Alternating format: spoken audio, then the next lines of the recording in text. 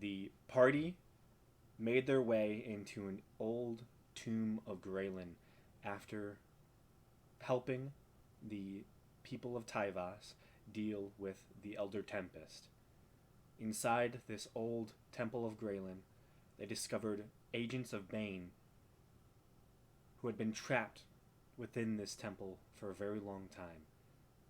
After fighting with a few of them and meeting the original inhabitants, these now ghosts of Graylin, they were led into the central chamber, some sort of vault of Greylin's that also seemed to house an old teleportation circle, but also within it, a tall, towering enemy with a whole mask almost made of wood and dark metal armor that seemed to be made into the face of a skeleton with a great smile forever curved into its face. It turned towards all of you, this towering beacon of terror. Additionally, in the room, a single ghost that seems almost as if the soul of itself has been sucked out, and it is now a devoid mess of a specter. Additionally, there are two strange, swirling, storm-like entities that look like miniature Elder Tempests. And as the door fully opens and you see these enemies turn towards you, that is where we pick up tonight's session. So, I need all of you to roll initiative, please. Oh man. Oh man. Oh man. Starting off strong. Yeah. That's why when you said you kind of forgot where we were, I was like, "Oh, you did, huh?" Well, I'm remembering now. I guess my forgetfulness has been shown through the dice. They are unforgiving. At least you're no longer Asif, so you can actually remember some things. That's true. She that doesn't that doesn't help me, Laura. It's like, Yeah. The problem with Asif wasn't that necessarily she was supposed to have a bad memory, it's that I have a bad memory, therefore she had one. If I can't remember it, neither can she. I'd love to be able to take notes, but ADHD? Who's that?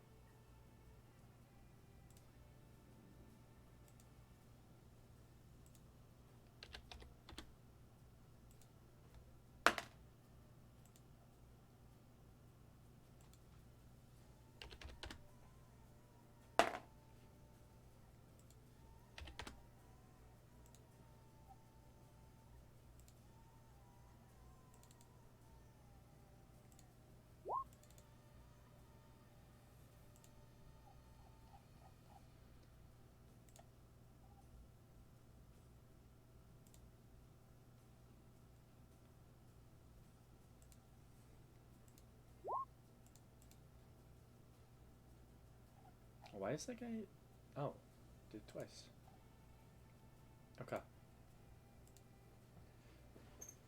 Interesting. Very, very interesting.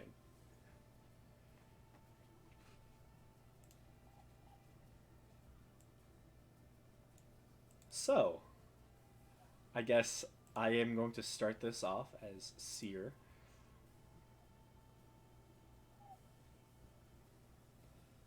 Oh, I don't know how many spell slots she has left.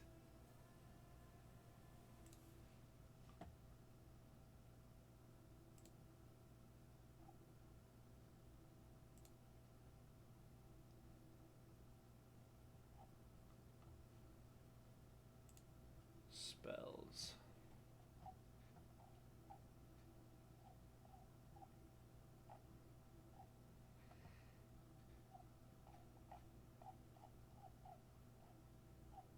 Okay.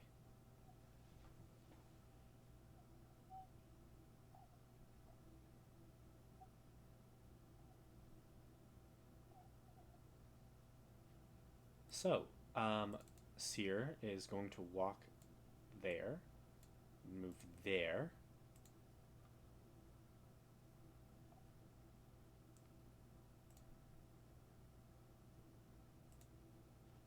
And then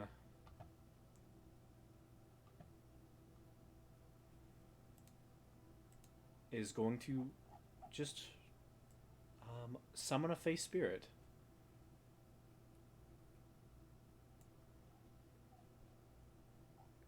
Just to help you all out. If I can find the token for it, that'd be wonderful.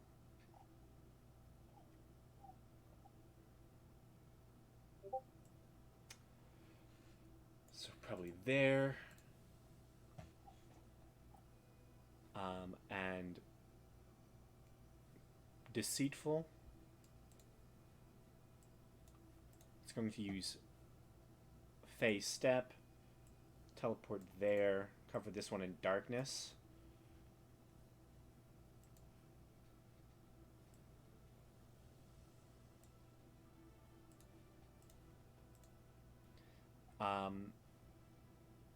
And then we'll do attacks on it. So I'll just roll.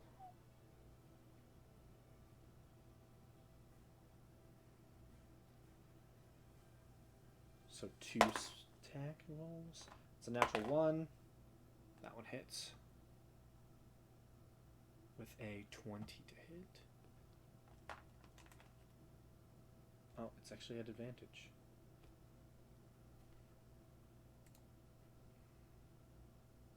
No, actually, no, it's not.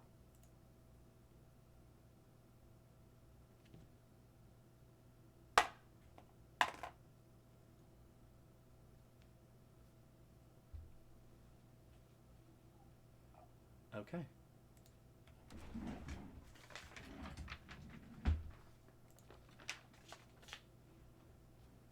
Does some damage there. Next up.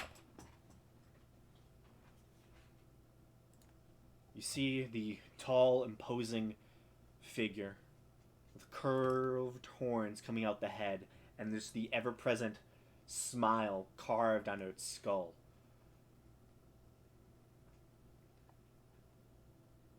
Immediately, the creature turns towards all of you.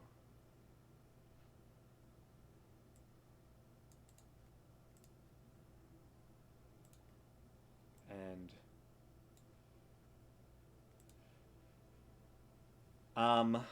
let's see. I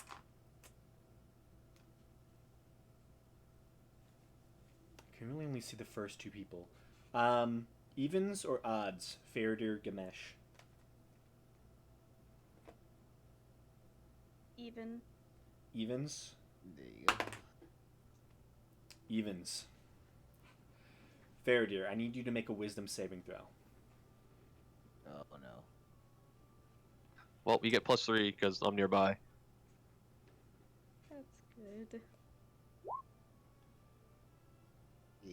Hey, not too bad. You feel and see a jagged crown beginning to form around your skull, but you resist the effect and break its hold on your mind as these 2 just empty socket eyes just seem for a moment to light up with a spark that you almost seem attracted to, and you feel yourself being pulled into it, but you resist. And you see the crown falters and breaks around you. And the tall creature just still standing there, ever smiling, doesn't seem to move at all. Next up, you see the pale, haunting figure just looms there for a moment as the strange telepathic voice coming from this larger entity just seems to almost reverberate through the room.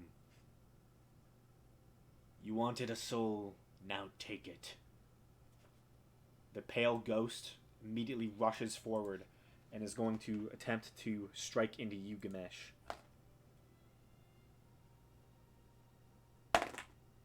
That's probably not going to hit with a 10. I never got a chance to use Thunder, really. Never. Okay, so it hits. That hits. Okay.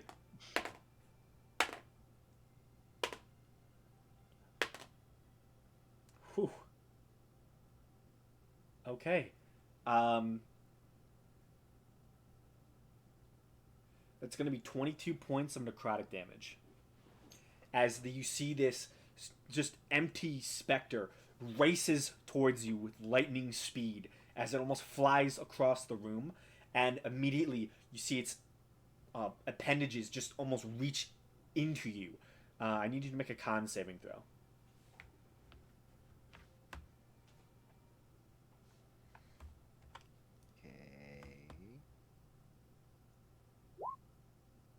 Okay. Okay.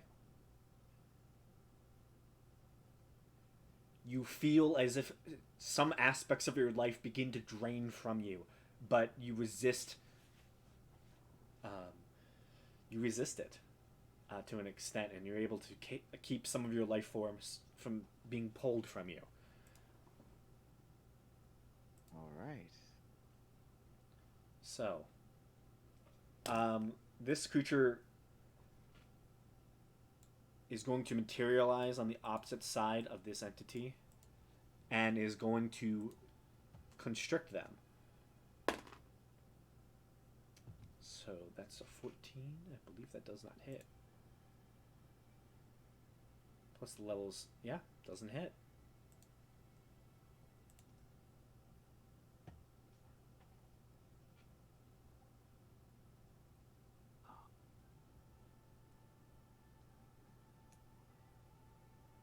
Okay. Gamesh. Okay. All right. Okay. Um.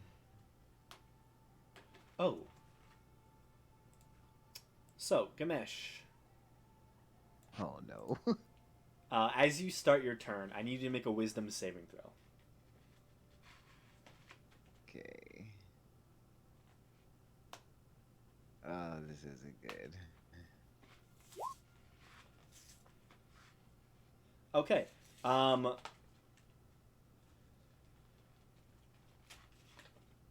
need you to make a melee attack roll, please. As you start your turn, seeing this creature in front of you, and for a second you see almost like a red light beam into your eyes for a moment, and you begin to be filled with bloodlust. Oh no, that's Terran Fist. Melee attack roll. That's supposed to be Lumber Doom, but Lumber Doom is a 1d6 plus 3. I'll roll that. 1d so it's 2d6, so 9, so 12 with Lumber Doom. A 12? Yeah, 12 with Lumber Doom damage. Okay. Faraday, you take 9 points of damage. Sorry, 12 points of damage. As Gamesh, you watch as Gamesh just takes out Lumberdoom and just slams it through your arm. Okay.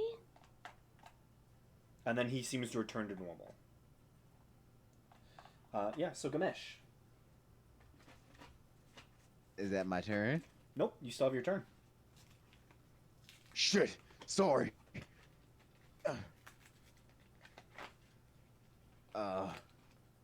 I oh my gosh. Uh okay. Okay.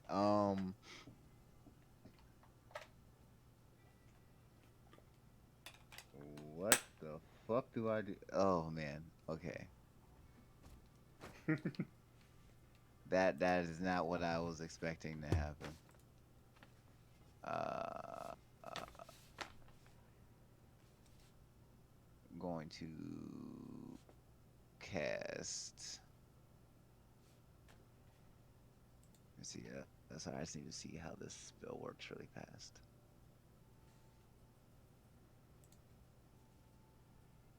Um,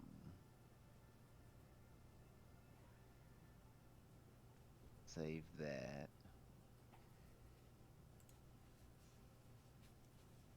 All right. I'm going to go. Okay, so that's 1, 2, 3. I think that's 6 level.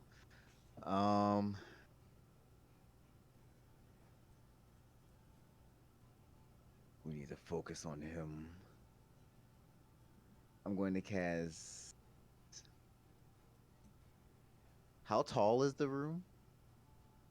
The room is almost like a domed shape. It seems to max out at 30 feet. Max out at 30 feet. Okay.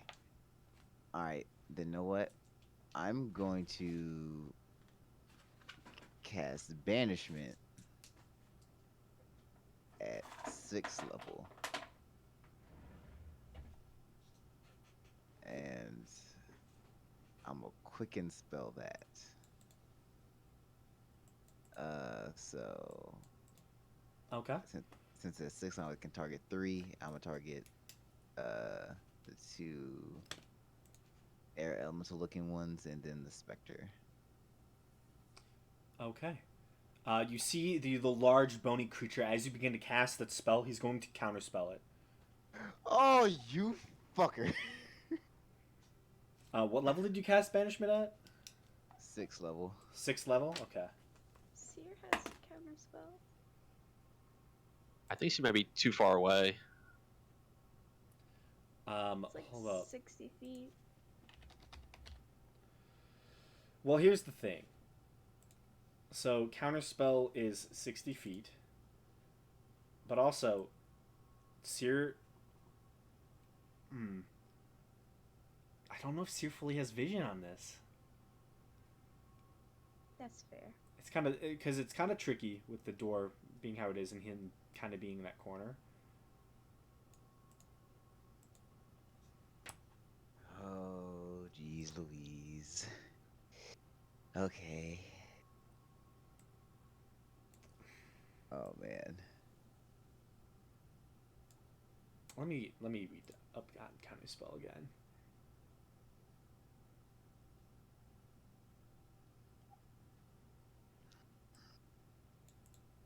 Which you see within 60 feet of you. Counterspell.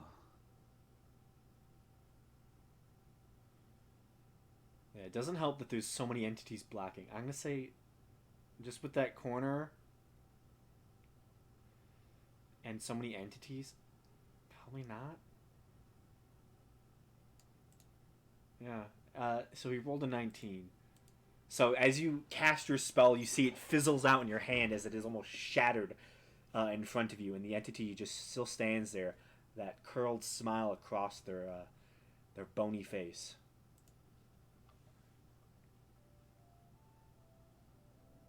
Well, shit. I'll then just use Stone's durability. I'm activating it now. Okay.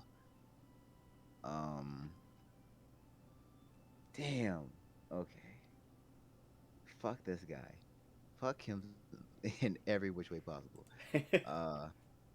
And I'll move this way and make room for everybody else. And that'll end my turn. Okay, Senti.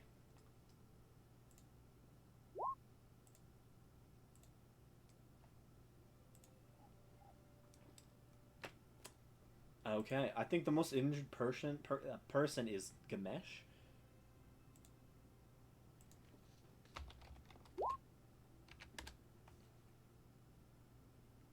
An aura of 30 feet radius. You would probably have to move. No, you definitely have to move. In order to get Gamesh.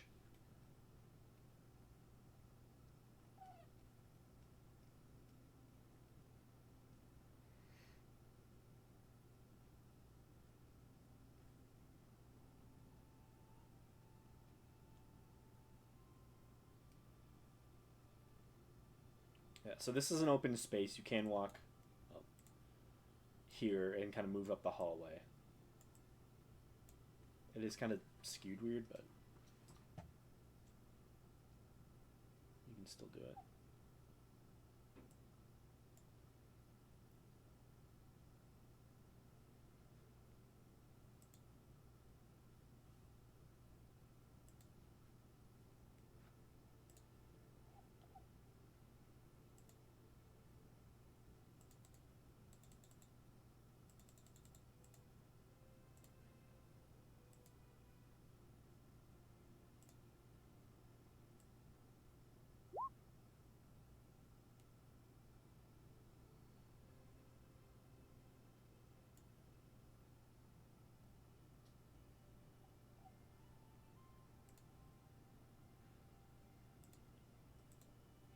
That's better.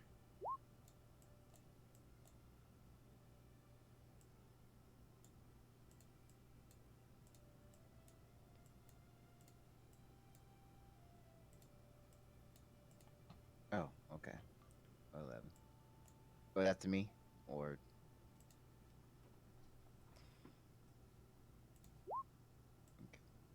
Okay.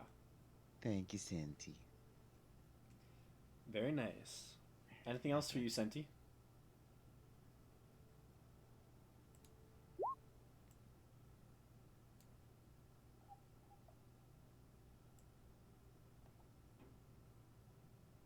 Nope. Okay. Belric, it is your turn.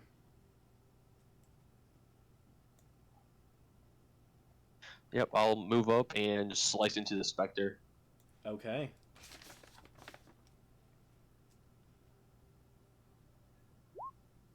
$16 hits. Yep, I'll also use a first level Divine Smite on this one. Awesome.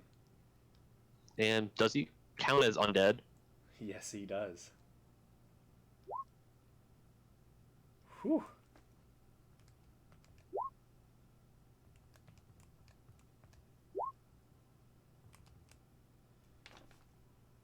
Damn. Yeah, as you take the Night Song and slice it through this specter entity before you, this creature looked almost like a hollow version of itself. Its face all the way sunken into this dark void of a hood, and it seemed like almost as if this creature had, sunken in. And as you slice through it, the physical manifestation of this entity is drastically wounded. You've bloodied this creature in a single strike. Nice. Oh wow. And here goes my second attack.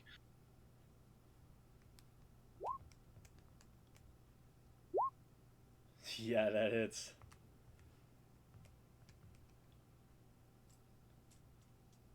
And it is still undead. Do you only get that once, or? No, that's only for if I use Divine Smite, because I get an extra D8 if I Divine Smite something that's a fiend or undead. Okay. So no divine smite on that. Nope, not on this one. Okay. Yeah, you see the physical form of this creature is greatly diminished now. Okay. Anything else from you? Nope, that's it. Okay, Mabehi's go.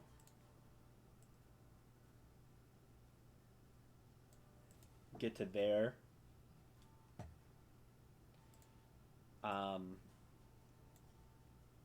Yeah, she's just gonna. Yeah, why not? She's just gonna shoot that specter. Crouch down beneath your legs and fire a short bow at it.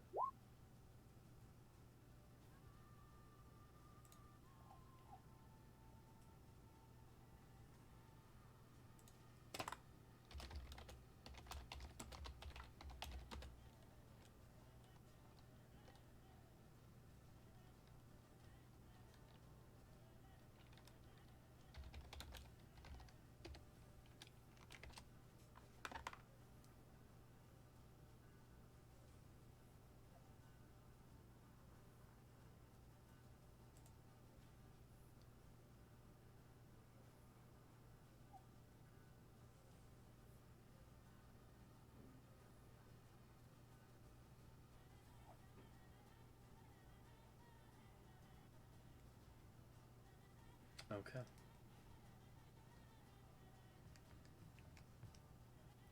So this is not a magical weapon.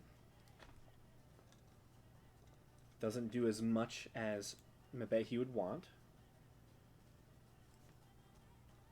However, the entity is on its last limbs, as it were. Okay. This small air elemental creature is going to fly towards you, Ganesh, being within the room. And it's going to try and constrict you. It's not going to hit. That's it's only a 9 to hit. Okay, yeah, that misses. Yeah. Theradir. Okay. I will move to here and attack this man's. Attack away. Hits. Oh, wait. Bonus action, get big. Okay. Good to know.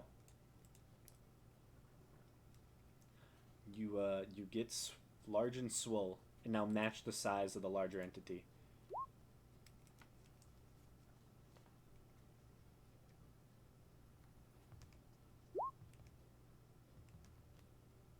$30. How do you have advantage? I'm flanking. With what? Belric.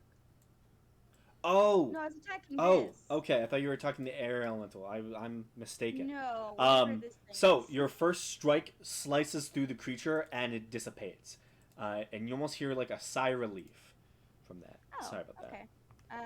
So then a 13 against that thing. that. 13 misses. Alright, I guess I'll just... Fuck it, I'll get right up close with this guy. Okay. And I'll attack the main one. The big guy. Yeah. Okay. Oh, I should have make a wisdom save for me, please. Okay. Hey. 19. Okay. You resist the immediate action of attacking one of your allies.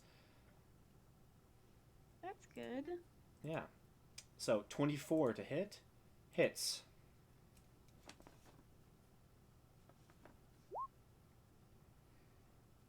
Alright, there's a 20 damage there. And I will action surge. Okay.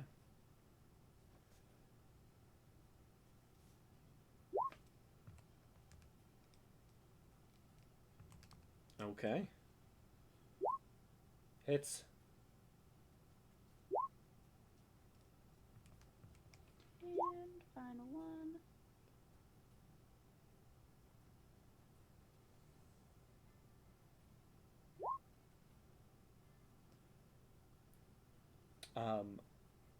What types of damages are these? These are just thunder and slashing, right?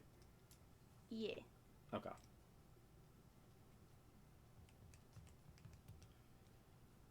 Okay. A couple hefty strikes against this large entity. Um, And Okay. that's all for me. okay.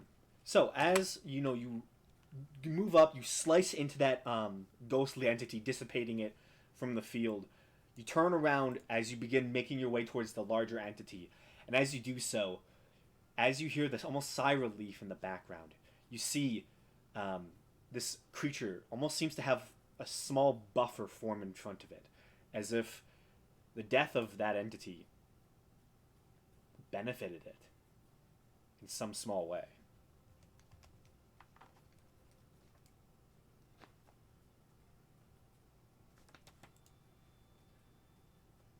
Okay. Sears go.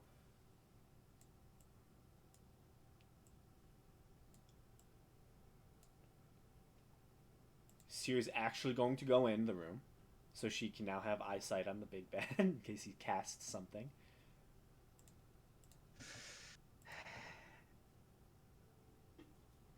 And, whew, what to do?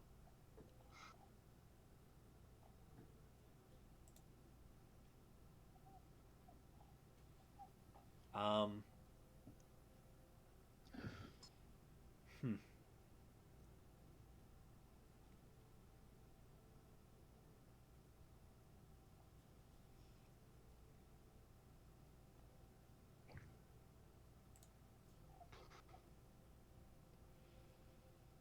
Hmm.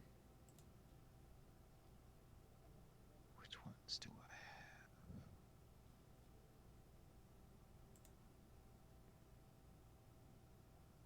have? That one. Oh no. Yeah, I know what she's gonna do.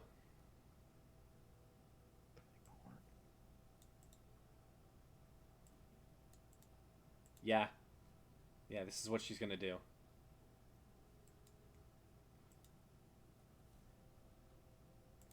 So, you all see she takes a pinch of powdered iron, casts it in the air.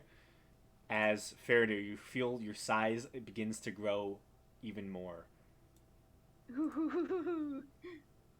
Oh my. Big.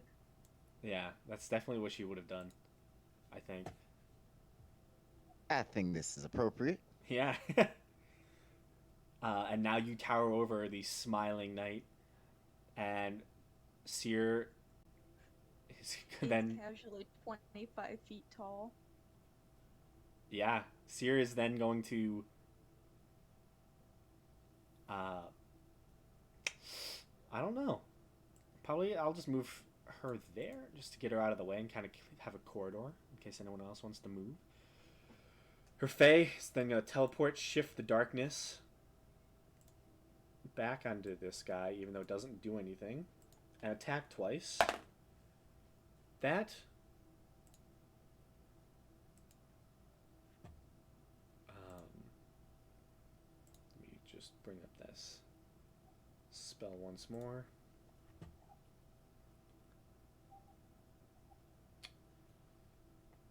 Just hits. That one hits. 4 plus 7 against green. Okay. Not too shabby. That's the end of Seer's go. Okay.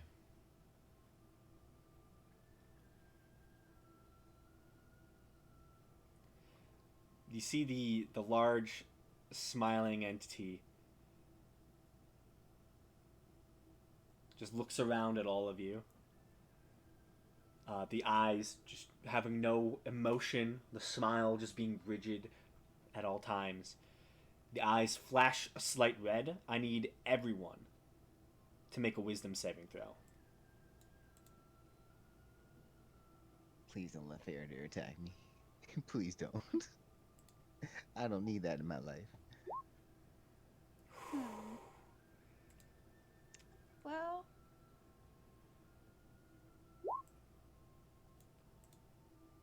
Okay. This is not okay. Balak, you succeed. And everyone but Faradar gets the +3 from me.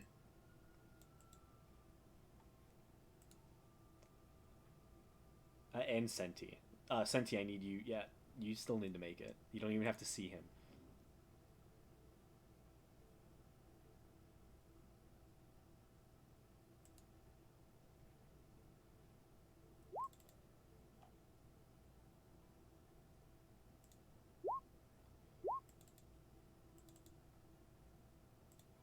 Mebehi succeeds.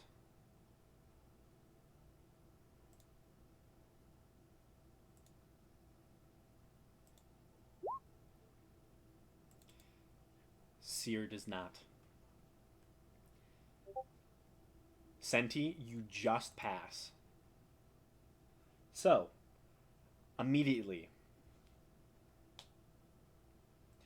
Theradir, Gamesh, Seer, and Mebehi, all of you are now considered charmed by this individual. While you are charmed in this way, your speed is 0. You cannot move.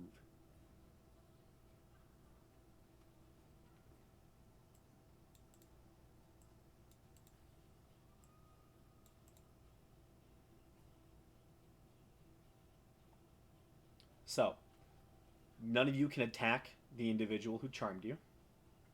You can't target him with magical abilities. And, yeah.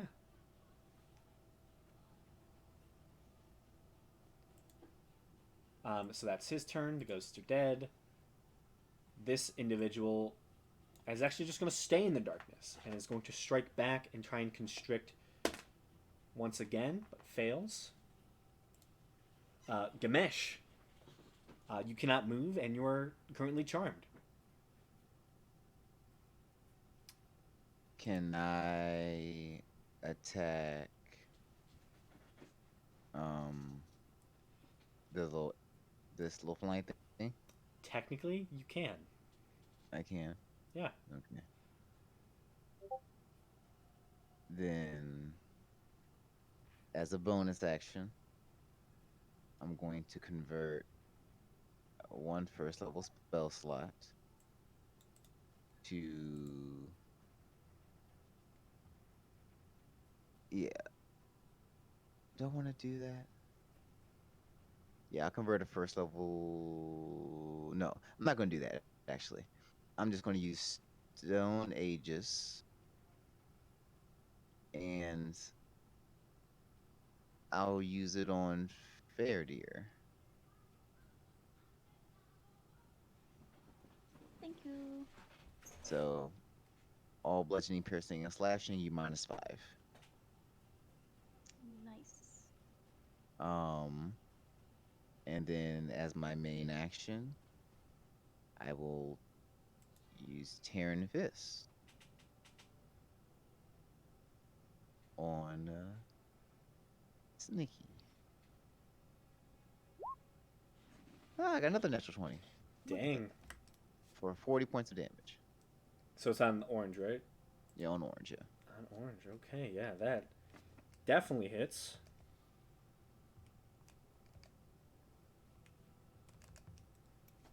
Oh, damn.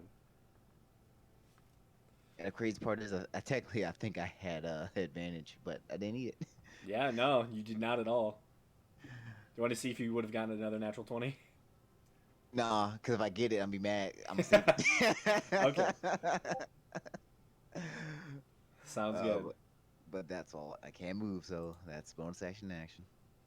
Okay. Senti, So keep them on. you can move.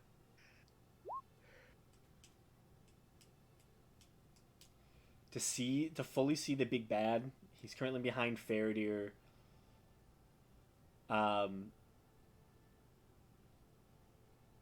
Okay, so I did move the map, so technically he's more here.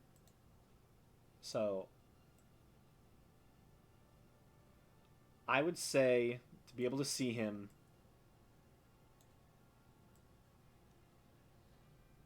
you probably have to move either. Oh, you can't see that. Here or here to be able to see him at this point. I'd more say here, probably.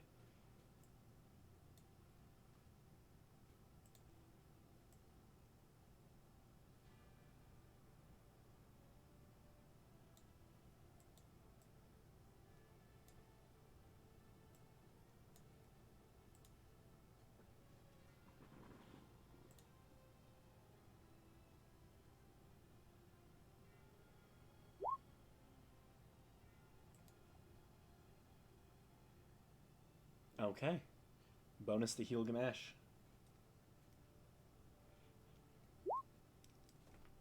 Much appreciation. I'm not gonna die again. Oh, I keep forgetting. Yeah. I'll do that after Senti's turn.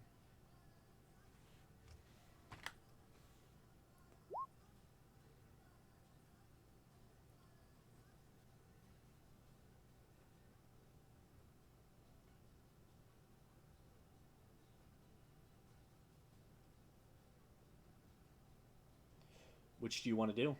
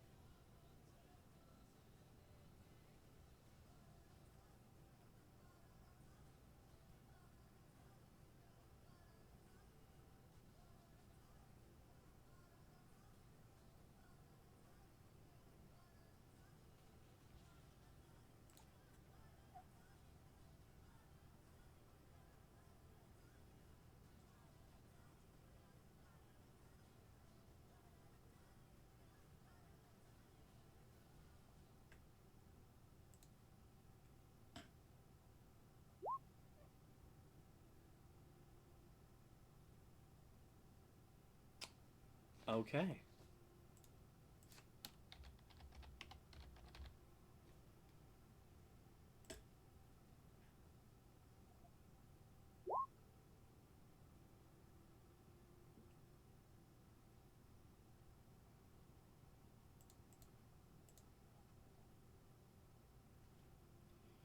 From where you are, yeah, yeah, you can touch Seer and uh, undo the charm effect on her. The second you do, however, you get a mind that enters yours as you hear the entity just almost telepathically speaks to you. You've made a terrible decision.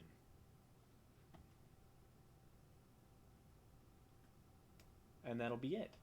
Okay, so retroactively, Gamesh, I do need you to make a wisdom saving throw. As you started your turn within a certain range of this entity.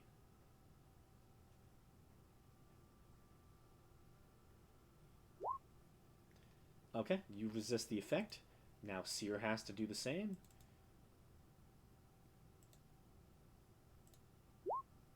And Seer resists the effect as well. Okay. Belric, can I have you make a wisdom saving throw, please? I keep forgetting. Okay, you resist the effect. What are you going to do, Belric? I guess I'll move up and attack the air elemental. Okay. Hits.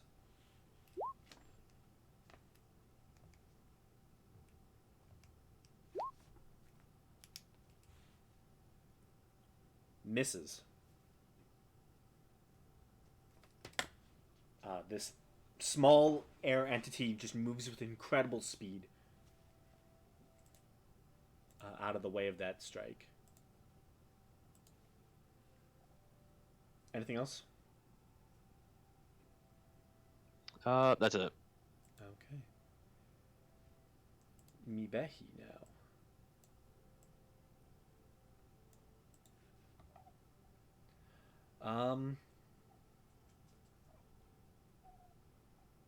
What's Mibehi gonna do?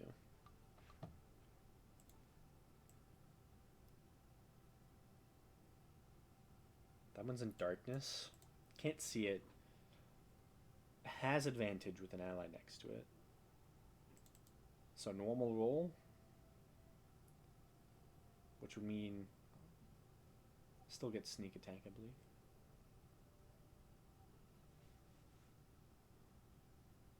On which one? The one in the darkness. I think it's the only one they can hit. Yeah, I think it's still sneak attack. Yeah, because there's still an ally next to it, Yeah, even yeah. though it's not an advantage technically. Jesus. Okay, Mibehi. Damn. That's 64. Damn. That's ridiculous. Rogues, man. Rogues. That's damn. Yeah. That was some good sneak attack damage too. You hear almost like a wimp of pain coming from the black spot as whatever that entity is does not like being hit. Maybe he cannot move. This entity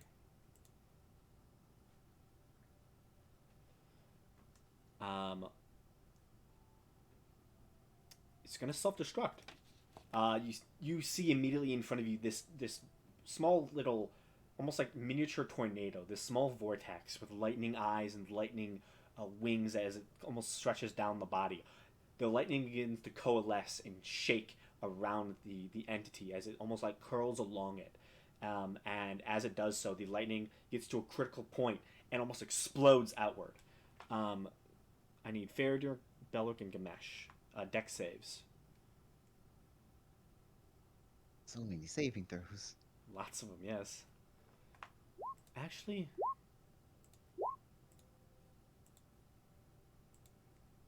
I have a +3, so that's an 11. Okay. Big Faradir is not fast.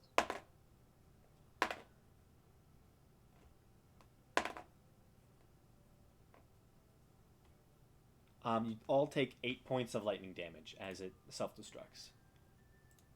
Roll. Oh, kamikaze. Yeah. How many points?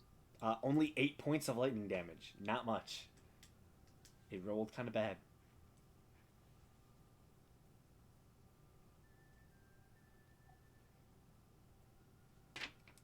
So end of orange.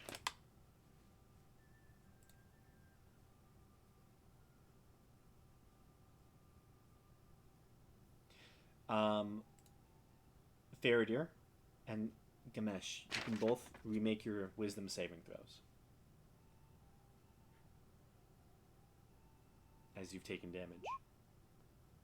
Faradir, you are still charmed. Gamesh, you are still Cool. charmed. Faradir, So I'm charmed by this guy, right? yes, you cannot attack him. You also Then cannot I will- move. Oh yeah, I can't move. Yes, your speed is 0. Is your range increased when you're huge? I don't think Melee so. range? Not just by the concepts of increasing size. It's kind of on character sheets. I think ability doesn't say it gives you a increased range. It doesn't. Gotcha. You would think that makes sense though, but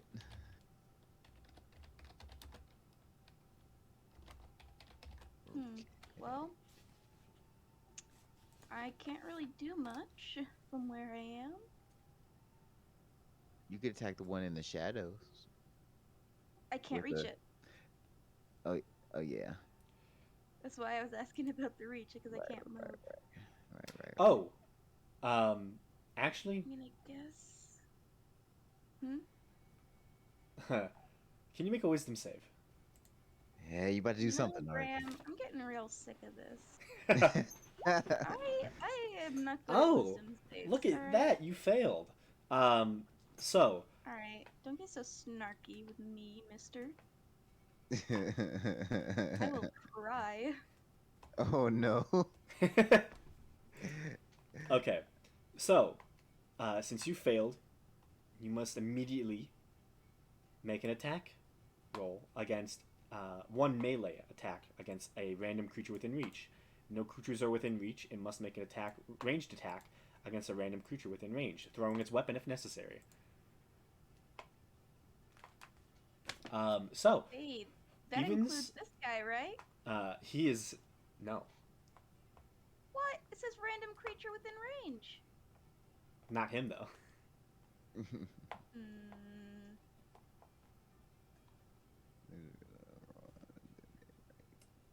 So evens or odds, Belric Gamesh? Odds. Odds. Oh, that was an even. Belric, looks like Faradir is going to try and hit you. Oh, unfortunate. It's that it's the one shot all over again. Whew. And here comes Yeah, Faradir. definitely hits. I forgot about my extra damage from being huge. Yeah, you get Whoops. a D4 on top of that. Whoops indeed. So, 19. Yeah, 19. I need to set up a damage mod for that. But you get at least Bill can reduce that by 2, right? Only if it's not magical, which I'm pretty sure her axe Oh. is magical. Yeah, that one is. Yeah, it magical. is. Yep, nope. Take the full damage. Ah, I guess I should have used Stone Aegis on Bilric. Damn. Don't worry, at 18th level I can put it on 3 people. Yeah. I guess I'll pull out my longbow, my very effective weapon, and I'll shoot into this darkness. Yeah, you have a disadvantage. Hits.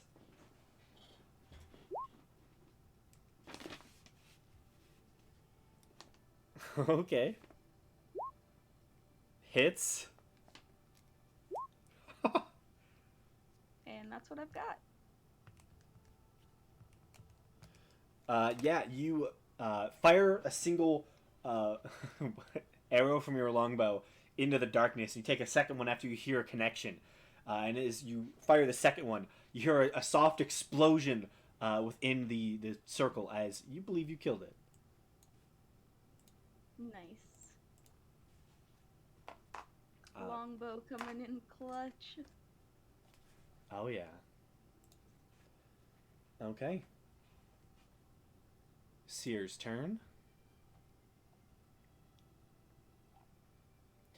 Um, hmm.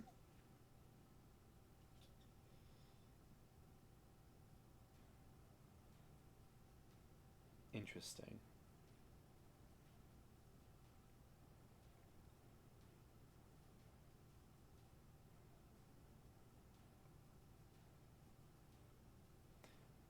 I don't know if Seer would do this. Make her wisdom roll first, just so get out the way. Yep, you're right. You're right. Thank you for reminding me. I keep forgetting about it.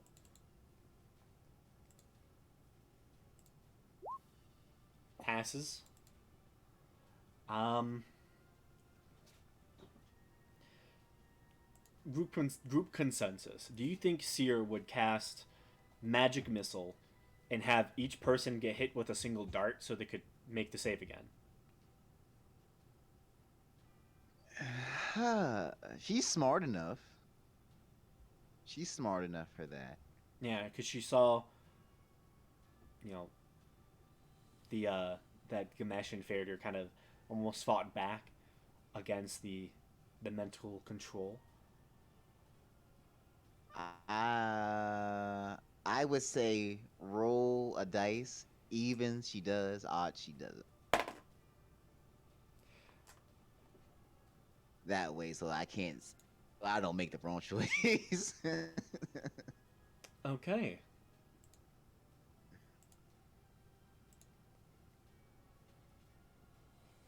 Well then, it looks like we're doing a magic missile at the main entity. Okay.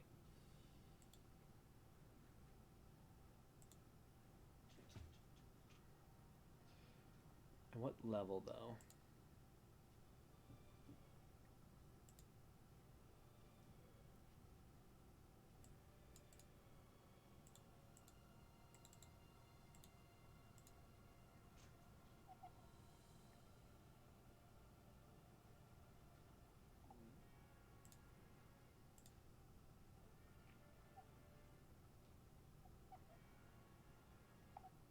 Why not a fourth level? Let's do it. So 3 extra.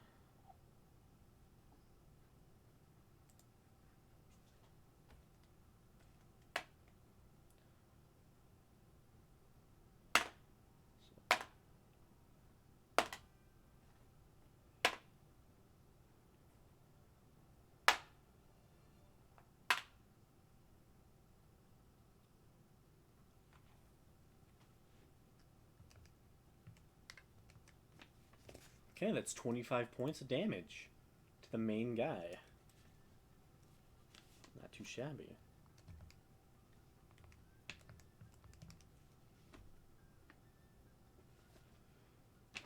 Okay, on his turn.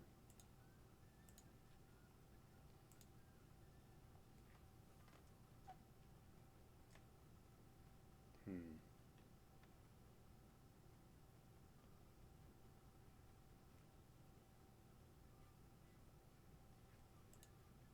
He's gonna move.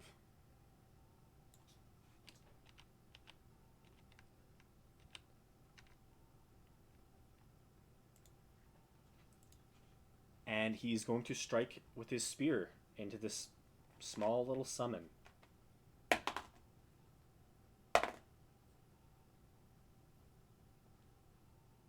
Both hit.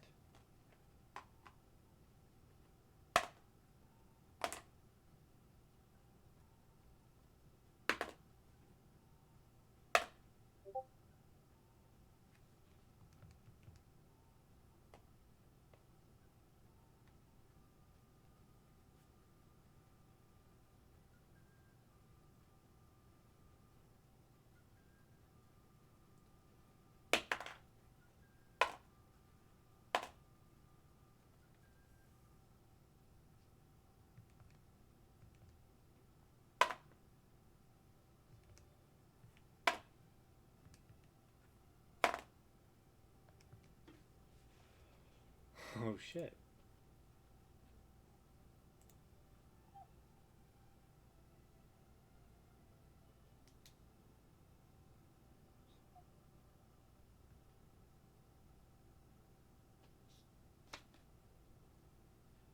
Cast it at third level, so 330, 32 plus spell casting modifier, which is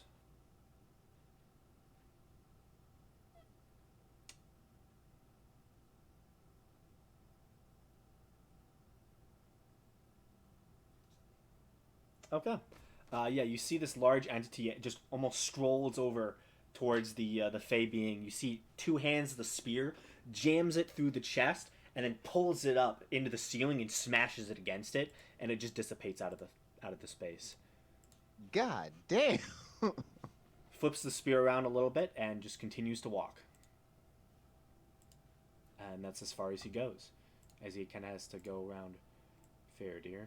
Actually, so 5, 10, 15, 20, 25. Oh, he can move there. Yeah, that's where he goes. Gamesh, there's no entities for you to attack. Yeah. Yeah. Do you do anything else? Actually, wisdom save.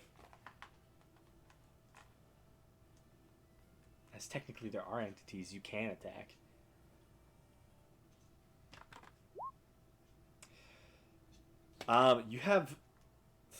You have three options. Faradir's 1 and 2. Belric is 2, 3, 3, 4, and Seer is 5, 6. Sorry, Belric. Oh, I rolled it as well, so Oh, I'm glad. oh, I'm glad you rolled it. I rolled for Seer. oh. Uh. All right, Lumberdoom. 18 doesn't hit you, right, Belric? Nope, that misses. Thankfully. Okay. Okay. I don't do much damage though, anyway. But Every damage counts. yeah, I'm not Faradir. I don't cut arms off. Anything else for you, Gamesh? What do you want to do with your turn? Uh,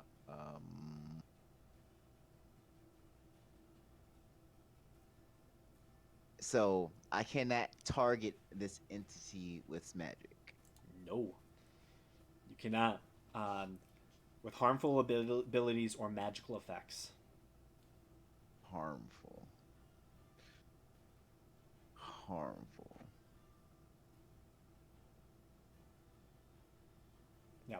What you cannot target the charmer with harmful abilities or magical effects.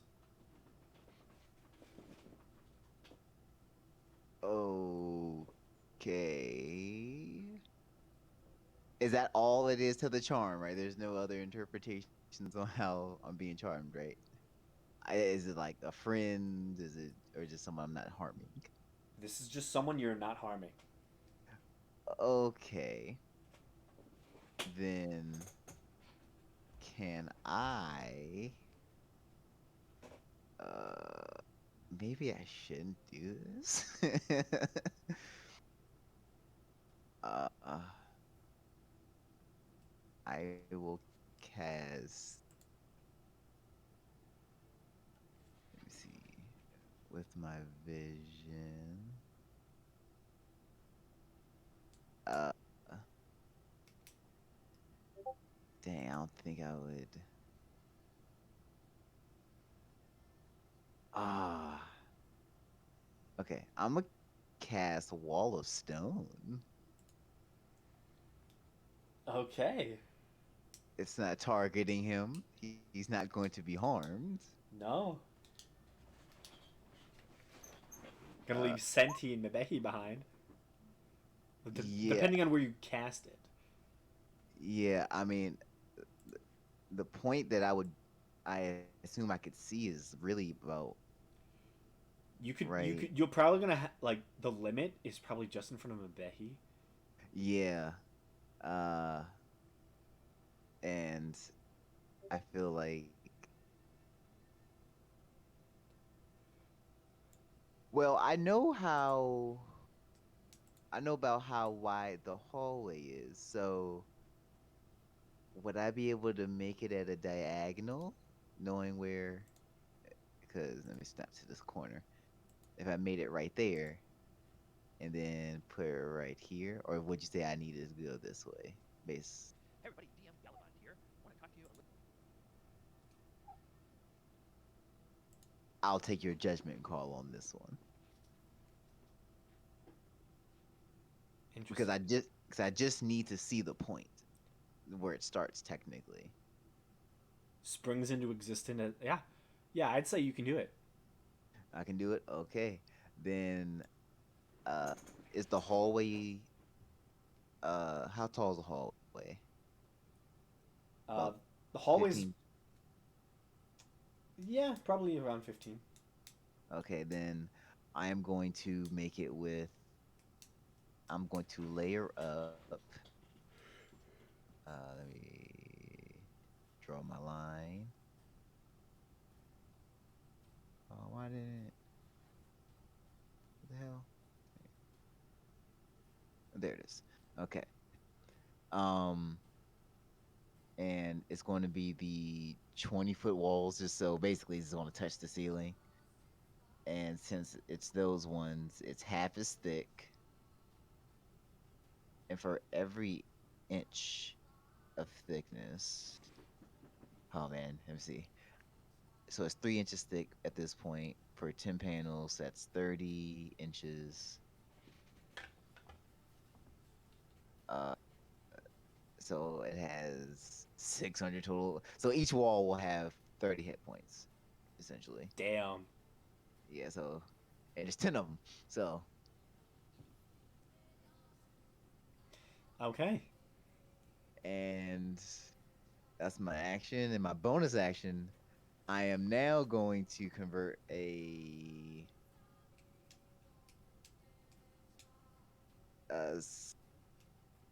second level spell slot into sorcerer points. Okay. And that will be my turn. Okay. Immediately, you see this large entity. The empty sockets just turn towards you as you hear a mind enter yours. I'm going to make your friends kill you, and I'm going to escape. What have I Um, done? Senti, I need you to make a wisdom saving throw at the start of your turn.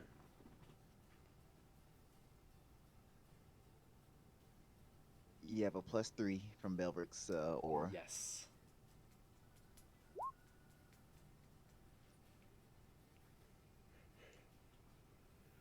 Oh, she doesn't need it. Yeah, you succeed. So, what are you going to do?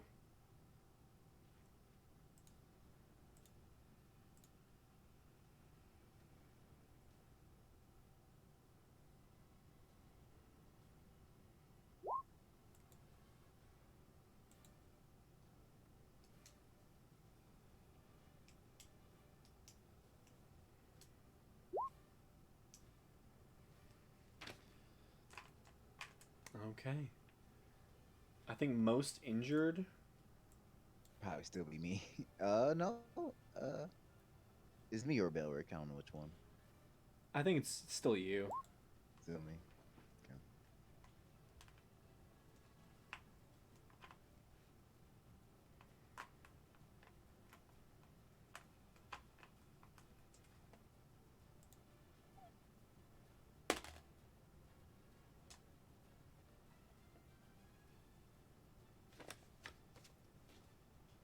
Okay, and so you activate your spores.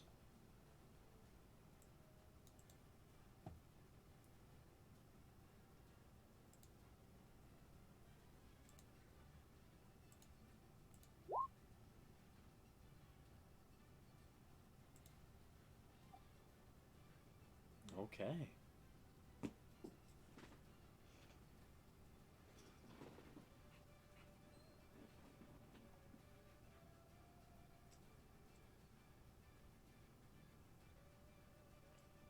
Good to know. Okay.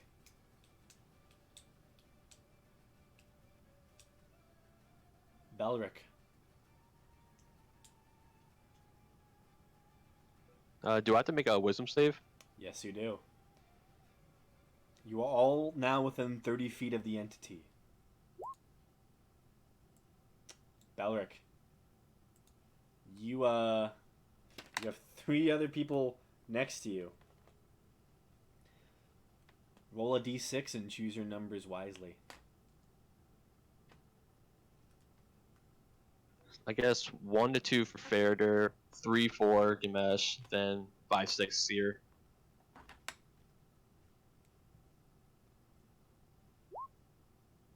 Ooh. Gamesh. All right, let me have it. Trading blows. Shit. He hits me though. Yeah. Ooh. All right. All right, guys. It's Gamesh. the 1 attack, right? Yeah, Yes, just it's only 1 attack. Gamesh, make a wisdom saving throw. Come on. I need this. I need this. You are no longer charmed. And I gotta. And my wall is maintained. Nice. Whew, okay. That was close. Yeah.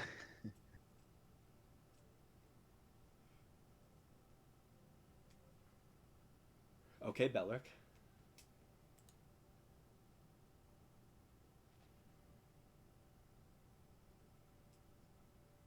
So I still have my action. Yeah. You see Yeah. every full turn.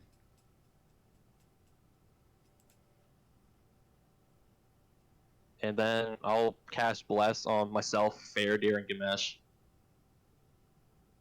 Ah, nice. Nice, nice, nice. Hashtag bless. Okay. Is that the end of your turn? Yep, that's it. Okay. Mabehi has to strike Senti. I don't know if sneak attack is going to be factored into this or not. That's interesting interpretation. I really don't know. It's only Seer's within 5 feet. Well, now the effect says she attacks an ally, right? So The effect is you make 1 melee attack against a random creature within reach. Huh. That's I mean, as an ally, still technically within range. I mean, Yeah.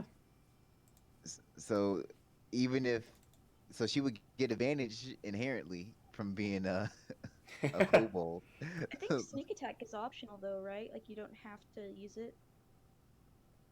I oh I don't know actually. I've I never think the wording is like I, you can. Let me check real quick. I've never seen a rogue not use it. So Yeah. Beginning at first level, you know how to strike subtly and exploit a foe's Yeah, distraction. you Once per can turn, deal. you can deal an extra 76 damage to 1 creature you hit with an attack if you have advantage on the attack. So I don't know. she wouldn't necessarily have to use it.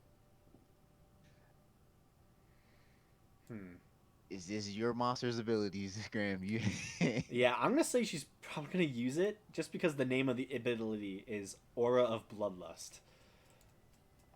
So maybe he wants Wait. blood.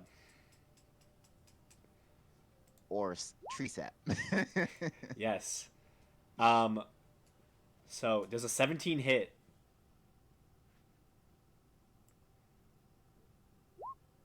Yeah. Okay. You take that much points of damage. As you just feel like almost like a disturbance behind you as you turn around and see a rapier has been plunged deep within sections of your foliage as he just stabs you real good and then returns to normal, slightly confused.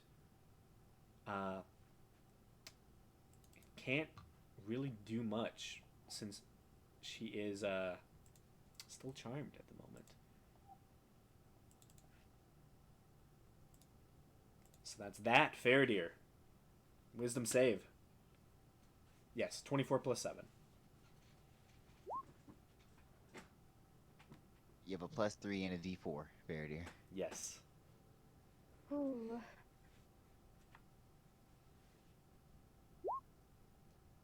We roll that d4. That is a 16. Yeah, that's a failure. Evens or odds?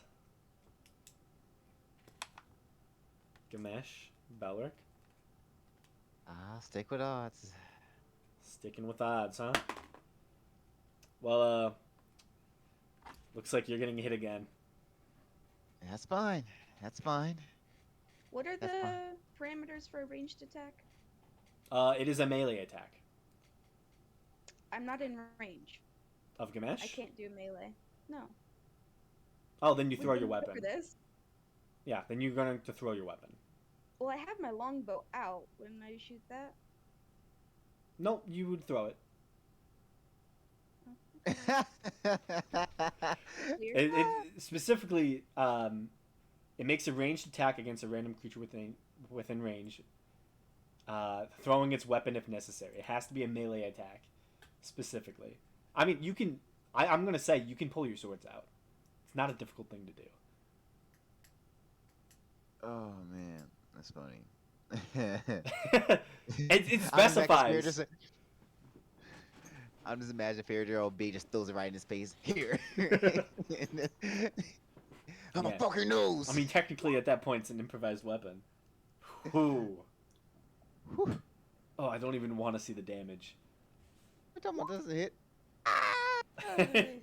And a Ah. D4. Yeah. No, the d4's in there, and now I don't have a battle axe Oh. anymore, so that's cool.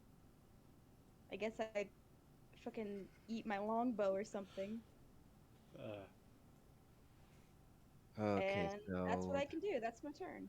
another 14 points of damage. You guys are beating the shit out of me. Okay.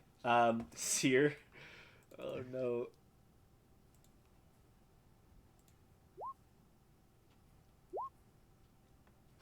Oh shit. Does Seer get blessed as well? That was No. me. No. No? It was on me, Gamesh, and Faradir. Just the frontliners. Okay. At least Seer doesn't hit that hard. Yeah. I need someone to hit me, please.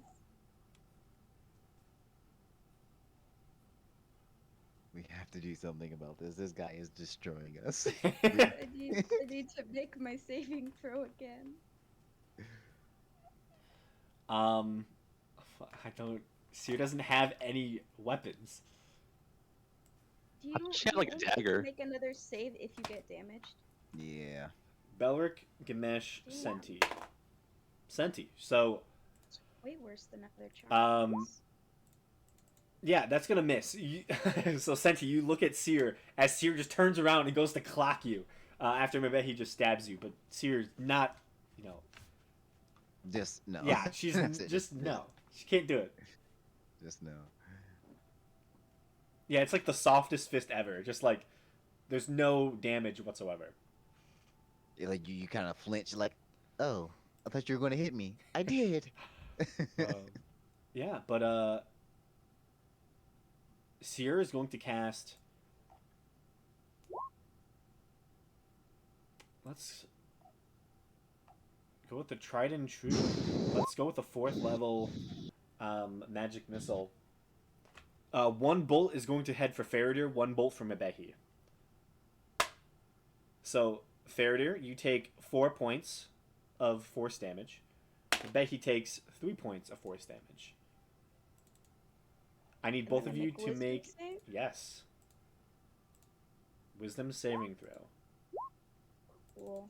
Not even. Well, gonna roll my Mabehi d4. succeeds, however. So Mabehi is uncursed. And then the other 4 are heading to the main guy.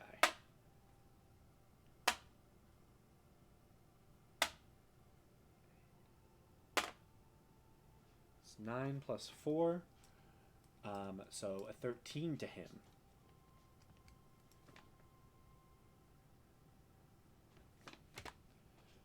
Okay. That is that go. His turn. He's going to step there.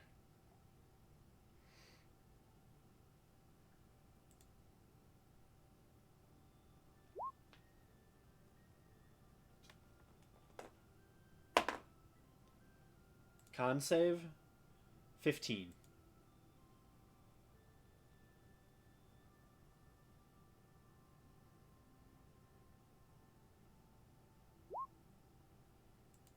Okay.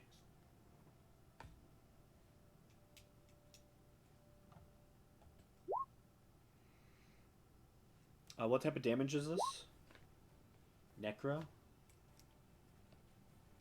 Okay. He takes 6 points.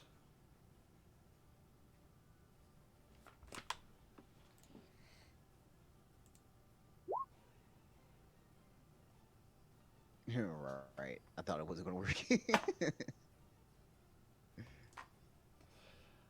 work. Two-handing his spear. He's going to go Belric and Seer. So the attack against Belric.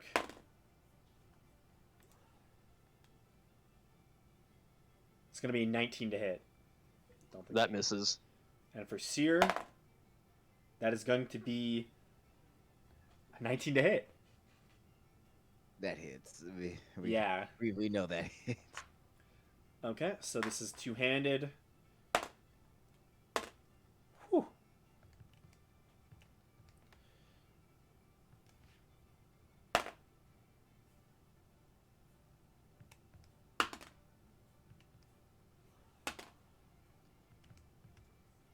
Okay, Seer takes 33 points of damage.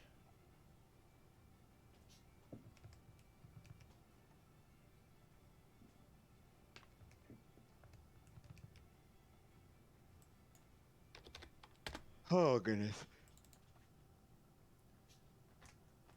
Yeah, that's his turn. Gamesh, wisdom save. I hate this guy so much. Yeah. But this is he's effective. I give you that. Yeah. Oh. Yeah, Gamesh, you have 2 targets. Evens or odds, Belric? Evens.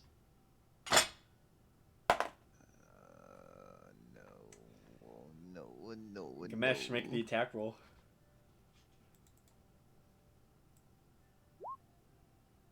That hits Seer.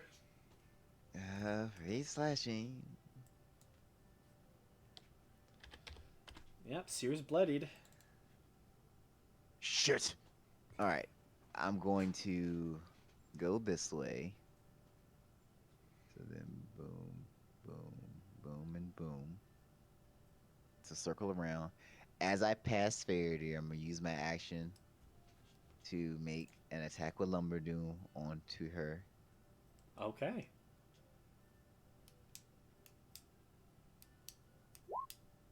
21 to hit. Yeah, that hits Faraday. But she also has Stone Ages is still on her, so she technically takes no damage. So I guess she can still make her saving throw. Technically, if the charmed creature takes damage, it can repeat the saving throw. If she takes no damage, she can't technically take the saving throw. I'm sorry, Fairy. I tried. I gave it all I got. Oh no. Yeah, I'm pretty sure it doesn't matter if it's magical. It's just bludgeoning, piercing, or slashing. Any bludgeoning, piercing. Damn, it's too strong for its own good now. Your spell backfires. Too good. It's too good now. Yeah. Okay. Well, Damn, that charm is working wonders. I'll quicken spell Terran Fist. Advantage. Yeah.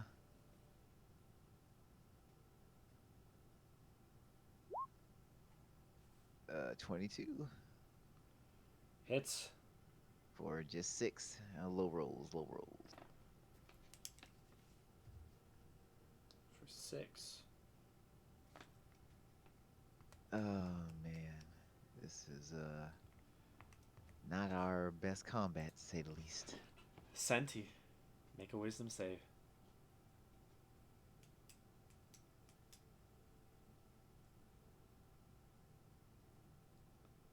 Yeah, this is a tough combat.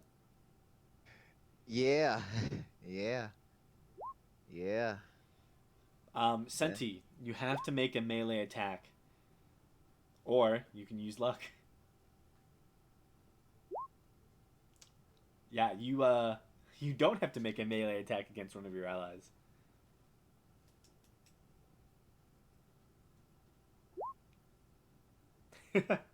Luck is a good feat. Yeah. Good feat, good feat.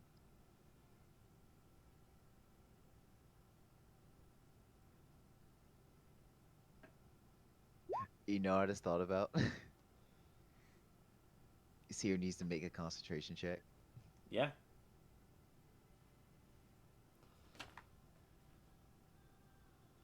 Yeah, you're right. She needs to make a couple. He's within 10 feet of you.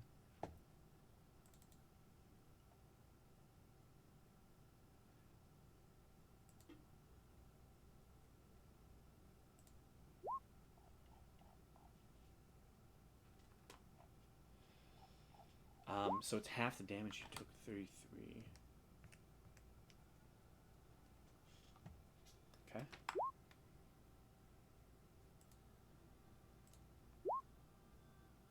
Oh, that one fails. Yeah. Faraday is still big, just not as big.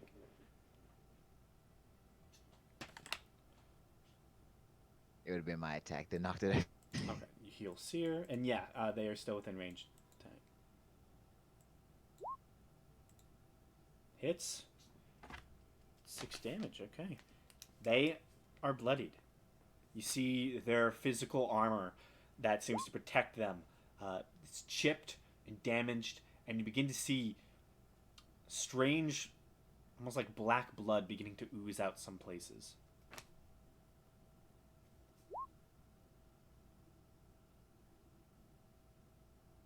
Oh, they are not undead.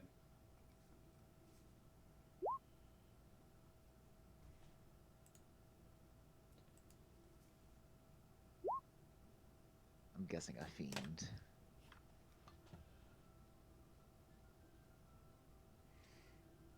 Yeah.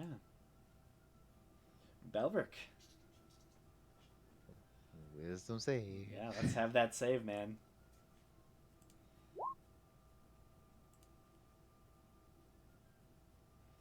That is actually a failure. 16. So that means I have to attack Seer, right? It's the only one next to you. Yeah, it's gonna hit. Not bad. Yeah, thankfully it's lowish damage for me. Yeah. You have the rest of your action.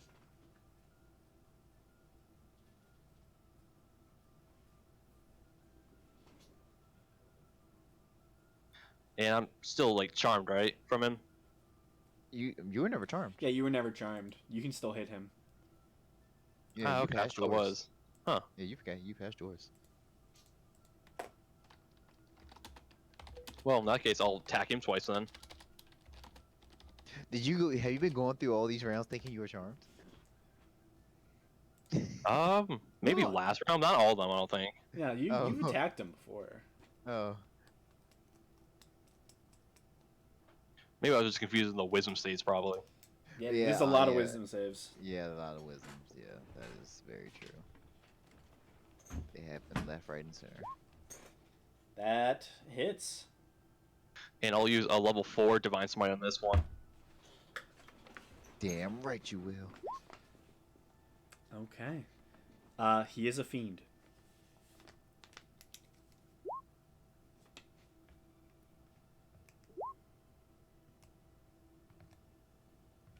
Whew. Damn. That's what I like to see. Hell yeah. It's 30, 38.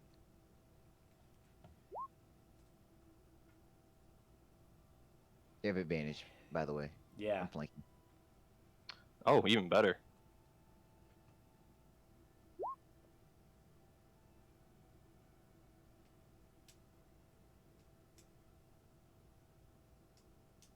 And I'd say you can roll one more time, just so like you've done the advantage for the first one in case you got a natural 20, and now you're doing the okay. advantage for the second one. So just in case you get a nat 20. Ooh, close. Oh, so close. Yeah, So close. that still hits though. That fucking 30, fucking 33. God, yeah, and level 3 Divine Smite on this one. Ooh.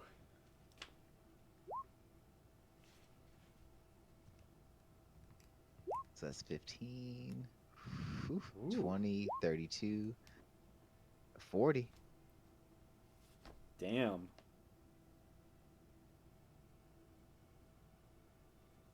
Belric's done playing games. Yeah, and this entity is fairly hurt now.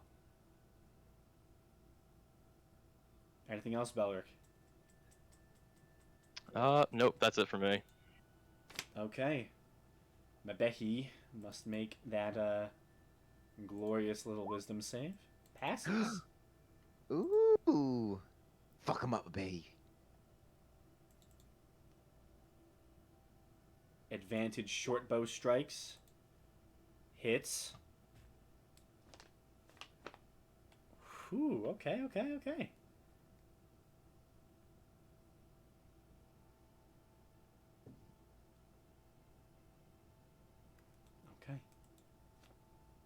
Faradir. Wisdom save. 18 this time. You succeed.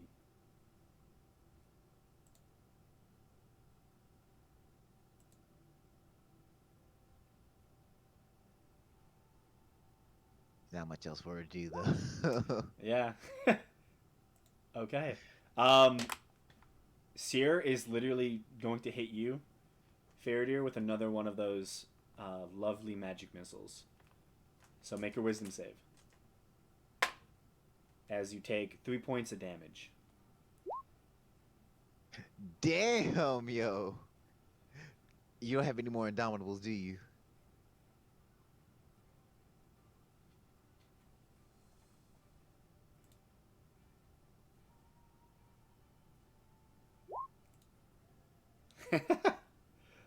Okay. Damn. Okay. Not too much. Okay. Jeez. Yeah, you did use Indomitable last session. I do remember that. Interesting.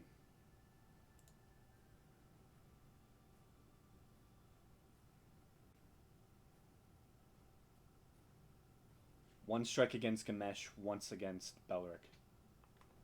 Alright, let's do this. Gamesh, two-handed spear. It's only going to be a 16 to hit. Ooh, that misses. Belric. God damn it. It's 14. Oh, yep, that misses. Gamesh. Okay. There's not much I can really do about Faradir. I don't hit hard enough. Terran Fist. Oh, I didn't do my sorcery points. Okay. Terran Fist, advantage. 21 21 hits. for 16 points of bludgeoning. Okay. Then I'm a quicken spell and do it again. Okay. another natural 20. That is for a total of 4d3 points of bludgeoning damage. Damn. So, Gamesh. Flanking with Belric, you summon the earth from the very walls itself onto your hands, and you punch with your Terran fists. You break the back of its knees, whatever this creature is, sending it to the ground. And with your second fist, you jam it right through where the neck would be, and the helmet shatters into a million pieces. And all that's left there is an empty, devoid space where a head should be. You see an empty body of nothingness as it soon begins to spill out blackish blood that pools around the floor, covering your feet and spreading across the room. Faraday, you're no longer charmed at this point. As this entity just begins to fill the chamber with this black, almost sizzling blood as it begins to almost dissipate from the space. The master of cruelties is dead.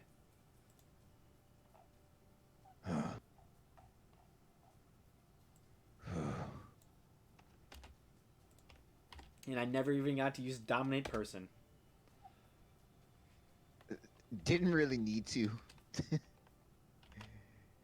Yeah. Didn't really need to, to be honest. Yeah.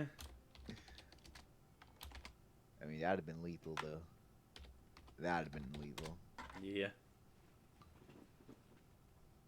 Didn't really need it. Alright. It just cost an action.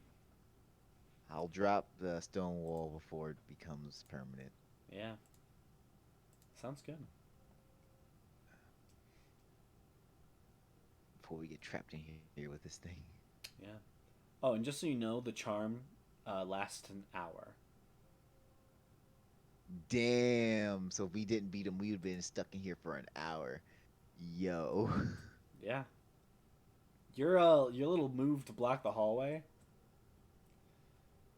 Pretty nice. That's the only thing I could think of. I was like, as long as it isn't harming him. And you didn't cast it at him. That's the thing, is you can't cast it at him, but you can still cast. Right. Whew. Alright, okay. Alright. You guys hit kind of hard.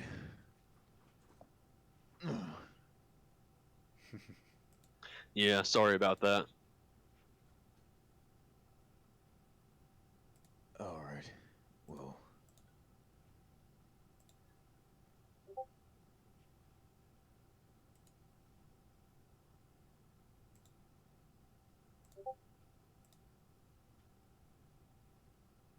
Yeah.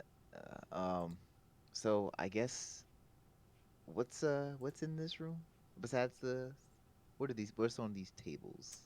They seem to be almost like small, kind of like miniature altars that seem to house like different small boxes and stuff. You see some coin seems to be spread around. Okay. What about is this a body? Yes, that seems to be a body of what looks to be some sort of heavily armored individual. Somewhat resembles the ghost that attacked you initially. Any I'd like to search that body, like any markings, symbols, any items on it. Okay. Make an investigation check.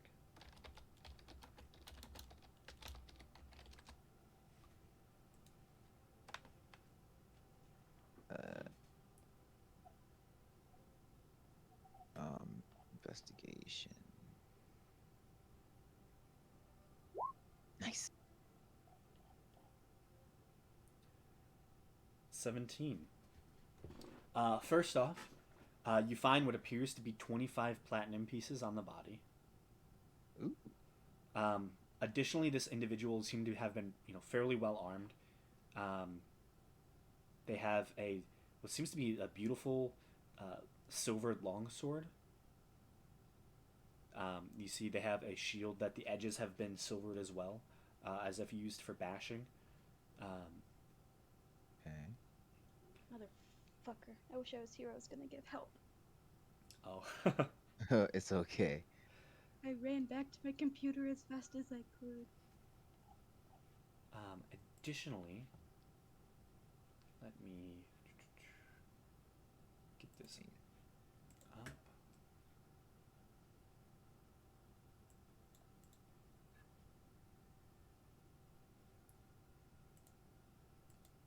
And a silvered shield. Yeah. So silvered shield, silvered longsword. They do wear fairly well-made plate armor. Okay.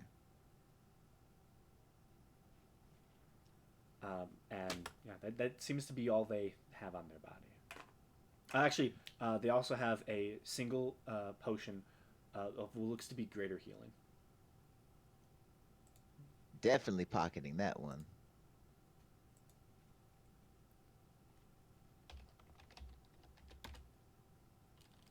Okay. Okay. All right. Then I'll take the shield and the sword. I'll just put them on my back for the most part. I'm assuming they have straps for them. Oh yeah. Uh, okay. Hey, fair dear. You know anything about these symbols on, I guess, this portal? I will try to see if I know anything. Knows a lot. Hey. Knows a lot. 19 and a 20.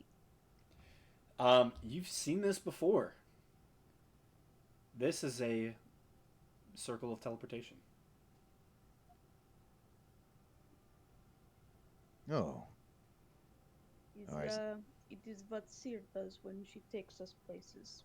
All right. So this isn't taking us anywhere crazy. It's just a destination.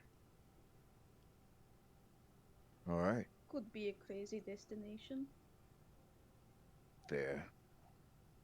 Uh, I guess I assume Seer would get this as a teleportation circle location for her, Yeah, so I assume so. I figured. Um, oh, now we can, well, now we can travel continents. Pretty useful. Um, then I guess I'll check the desk or anyone wish to. Yeah, I'll help with that. Alright, so I'll start with the one by the body then. I think Spenty wanted to give guidance. Yeah. So do the. You know what? Let me add that as a modifier on my thing. Guidance. Oh, it didn't pop up. Where is it? Oh, there it is. Yep. Bada boom. Guidance, investigation, at advantage. If only I was pretty good at it. 12. 12. Okay. Nice, good old bland number.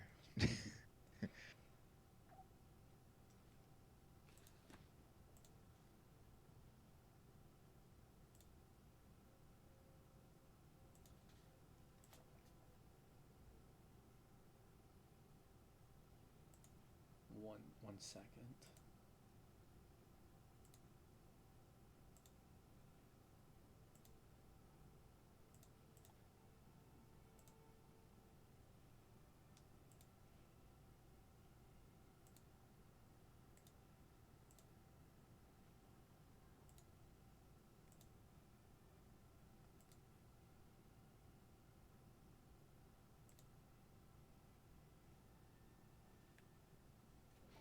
Okay.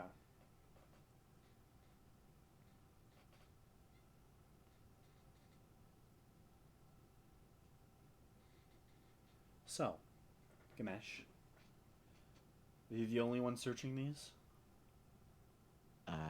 Farader says she's helping me, so Okay. yeah, that's where the Banes came from. Really, there's not too much here.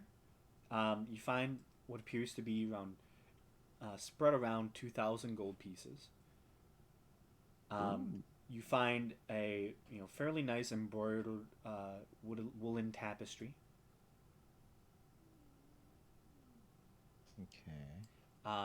That's worth 500 gold. Okay. All right. I can post that in the chat. Okay. Because I'm pretty sure it's just Sears, the one who has access to the bag of holding. Yeah. You find a steel crown inlaid with some silver. That's what you all are doing now. All right. So we're checking both desks. Yeah. Okay. Cool. And you also find what seems to be a fine leather merchant cap with a feather. Additionally, you find a what looks to be some type of strange, almost like glistening oil.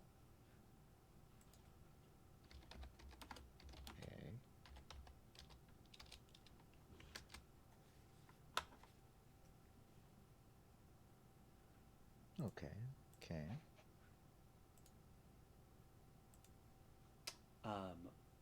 You find what also appears to be some type of potion that looks almost like as if it has like almost like sawdust spinning around in it when you kind of spin it. Seems fairly interesting. Okay. Additionally, you find what seems to be a fairly beautiful, almost almost extremely light rapier that seems like to be made out of this beautiful shining metal. Okay, that's going to maybe. And lastly, you find what appears to be a tucked into one of the drawers on these almost like different little podiums. You find a very intricate object. It looks to be some sort of wand or rod of sorts, but it appears to be covered with different multicolored lights across it. It is strange and fantastical. Okay. Wands. Okay. And then there was the glistening oil, and then the potion with what appears to be sawdust. Yes. Okay. Uh. All right. For the tapestry, what seems to be embroidered onto it? It appears to be the symbol of Graylin. In fact, Okay. it seems almost, this is an ancient place that you're within, and it is very old. Um, and it seems to almost be of a different, an older symbol that you've almost yet to see. Okay. I'll put that in my bag. Okay. That one's specifically going in my bag.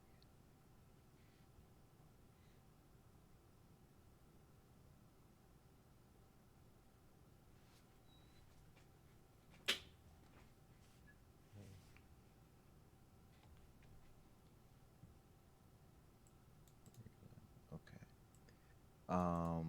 All right. Then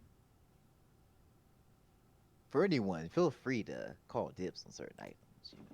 Yeah. Uh. Go ahead. So the 2,000 gold, I would say that just goes into the group fund. Makes it simple. 'Cause I'm pretty sure we still have enough we all have our individual coin. Uh, so do you have access to the bag of holding, right? 'Cause Me? that's on that. Yeah, that's on Sears. Yeah. Yeah. All right. So you can add the 2,000 to that, I suppose. We can get around to this. Yeah, we need to pay for that. Unless anyone needs coin right now. Oh, I can't edit it. Oh, you can't edit it. No, I can Oh, just see. okay. All right. Then, all right. Well, it's cool. We have everything over here. Just let's put it in the chat for now. Then I suppose most of this, unless anyone wants anything specific, and the rapier will go to Mabehi for now. Okay. She and then Seer will probably take the wand, most likely. Okay. Most likely, she would take the wand. Uh, and everything else pretty much goes in the bag of holding. And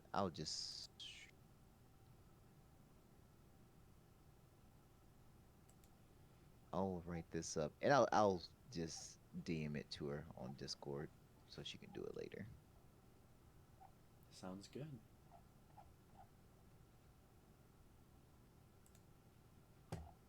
So, what now? Um,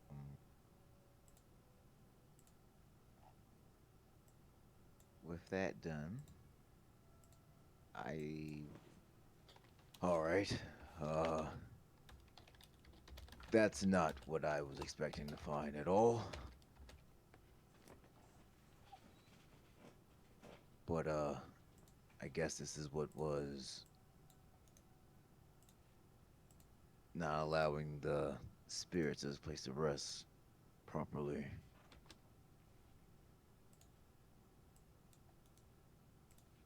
Um, Now, last session,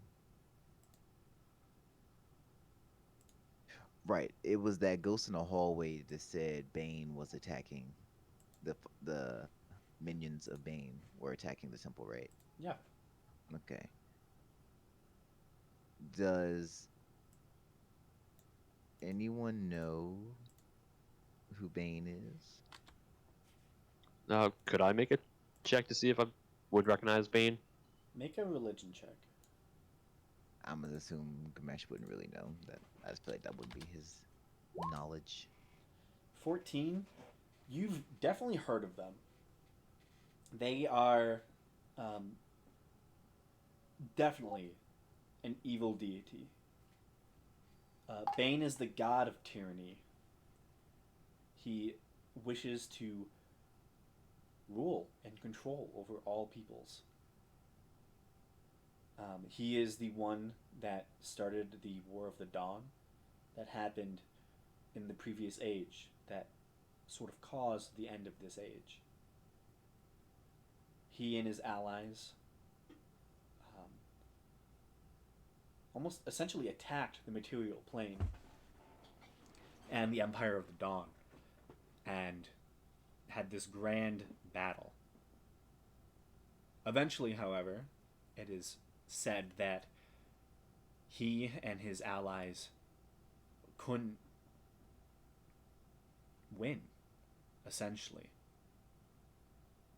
And as they all began to retreat from this plane, once again, fleeing off of the continent of Karrak, where the supposed battle took place, that in a last moment of trickery, they caused the downfall of the Sky Cities and the Empire of the Dawn, ending the age as they fled. One last fuck you, essentially. But he is a dangerous entity.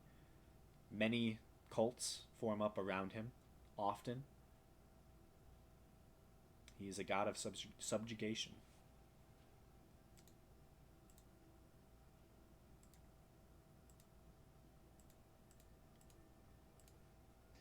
All right, well, that answers the question.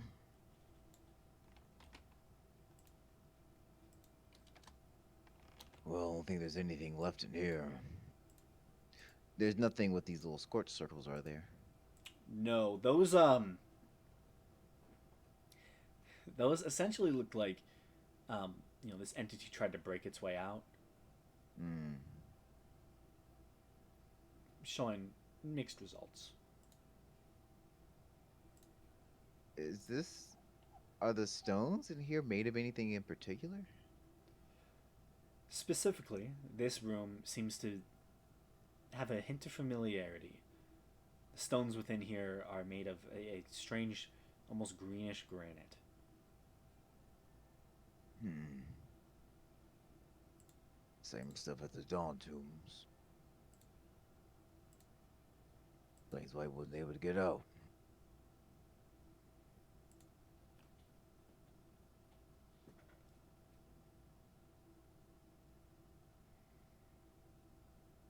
All right, well, unless anyone has anything else to do in here. I mean, that's what you can certainly try if you want to.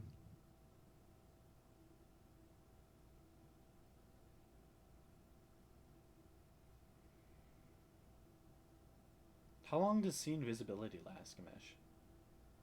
Um, I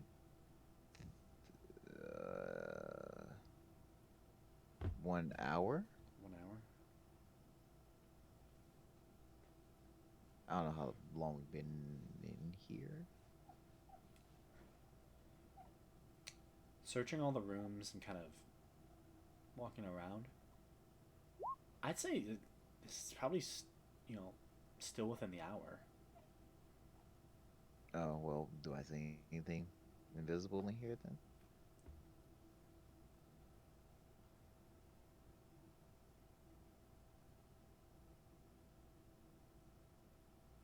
Currently, no. Oh well, then I will convey that to Cindy when she brought it up. Then.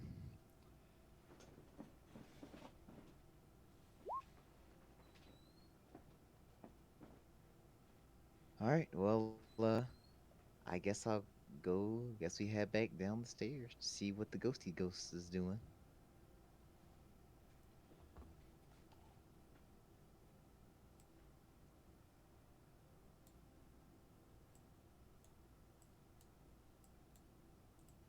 Okay.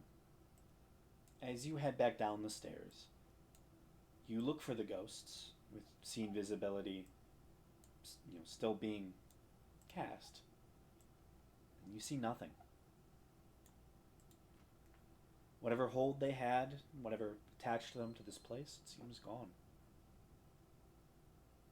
This temple is now merely empty. Now we can loot. Now we. Now you can go get your ore. Hell yeah. I look into the like the the little praying room. The no ghost still. No. They seem to have vanished with whatever you've done. Well, guess I was right. That's what was keeping them here.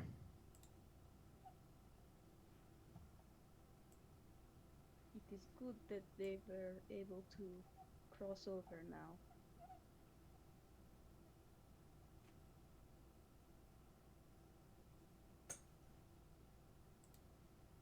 All right. Well, loot montage. So, Faraday, you Oh. going to the blacksmithy? Yeah, I'll go in here and grab the interesting stuff. Yeah. You are able to grab those ingots that you were so interested in. And they, shine with a slight familiarity of the gauntlets that you recently acquired.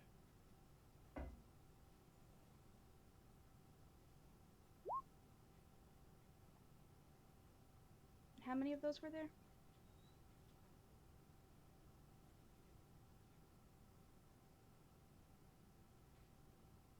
Just a couple, not too many.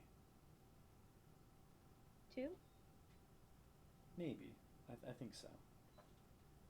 I need Yeah, I the don't. numbers so Yeah, I I can don't. write it I don't down. actually remember the exact number, but I'd say yeah, 2. Okay. It wasn't too much. I think it was. And the books weren't anything special, right? No, not too I special. don't remember anything in particular about them. Liz. Yeah, they're not too special. I guess we can. What has anyone checked out what this is back here? Which Or where? is that an altar? The top right? Yeah. Yeah, right there. Yeah, that's an altar to Graylin. Oh, gotcha. But it wasn't really anything on it. It looked like a coffin almost. No, it's an altar.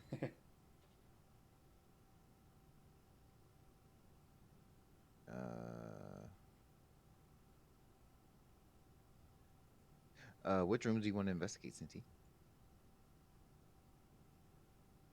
Because we still got the like the bedrooms to the bottom Oh, left. I didn't know those were there. Yeah.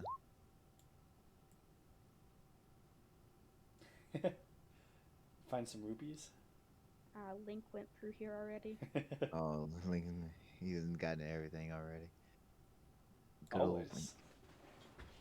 Perhaps we should ask Seer to investigate for us. All right, Sierra, get your magnifying glass out. Seer's busy identifying the portal. Ah, man. Okay. We need someone else. And Senti's got a +4. That's great. It's better than probably the rest of us. I have a +1. I'll look into like the little training room Okay. while they're looking into while Senti's looking in the dorms. Mia, do you want me to help you in the areas down here, Senti? Cool. I guess I'll go to the fighting pit area with Gamesh and help him out there. Okay.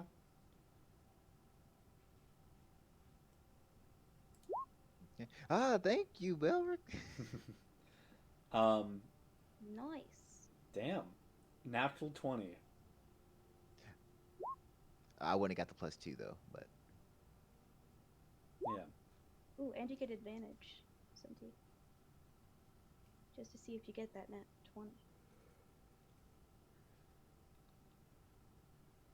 Is it going to be 2 nat 20s on investigation?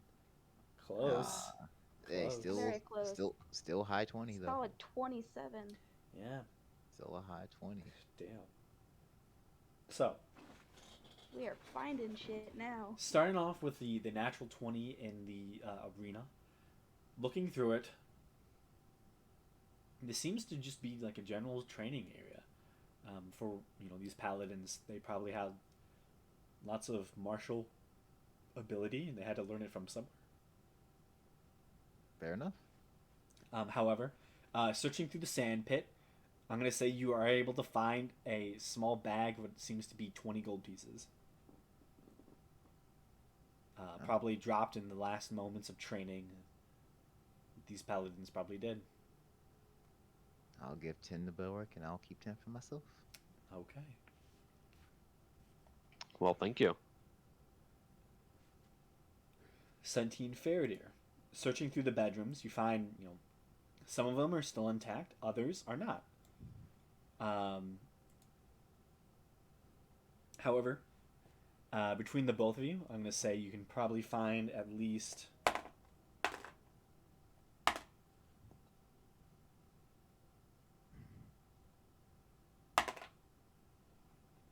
about 11 gold pieces spread around all the different rooms.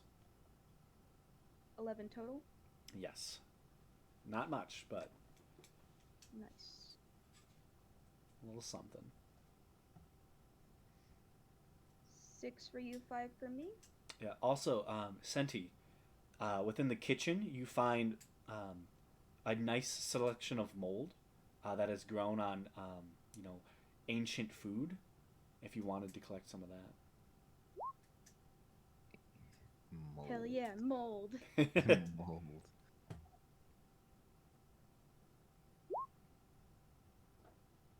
Yes, you can add it to your, you know, Snack. Snack. your Good soup. a good soup for the plants. Cindy looks plants. Right. Yeah, Ugh. it's definitely for the plants. Right. Yeah. So you found some stuff. Found some stuff.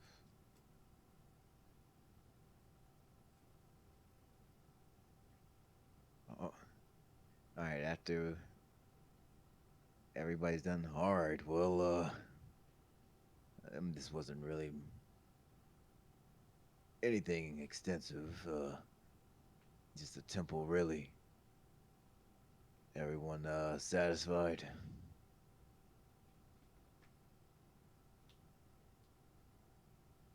Yep, I'm I'm all good good. to go. All right. There was there still water in this fountain this winter, or is it empty? There is currently some water in there. Yeah. Oh, okay. Just curious. That was just a curiosity question. Is Yeah. there anything like in the fountain water? Do you look in it? Yeah. Make a perception check.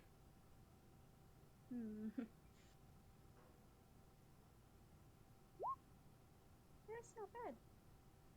Okay. You kind of peer into the water and kind of take a look. Um, and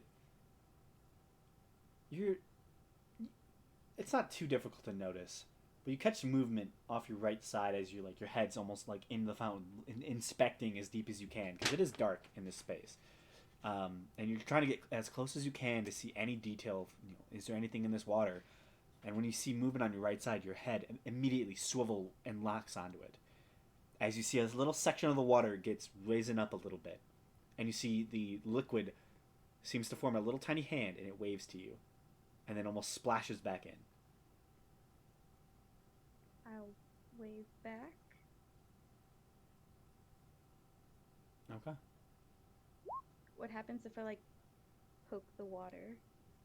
You poke the water, and you see, you know, a sizable, like large section of the water begins to like rise up a little bit. Gamesh, you recognize what kind of begins to pull itself out of the water, as you've fought one of these before.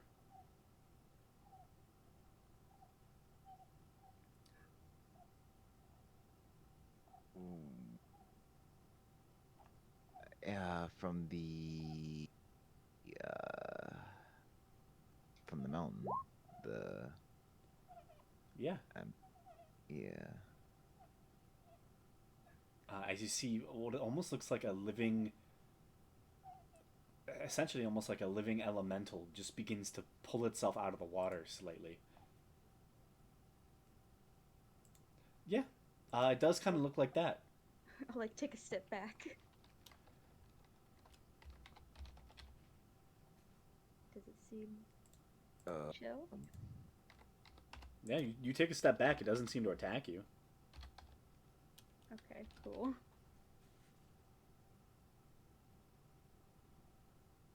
uh. Hey, Senti, can you can you talk to it?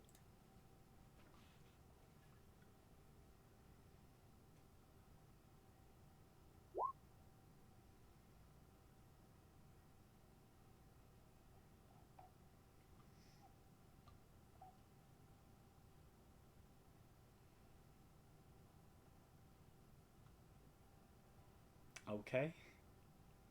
You speak to the strange water creature.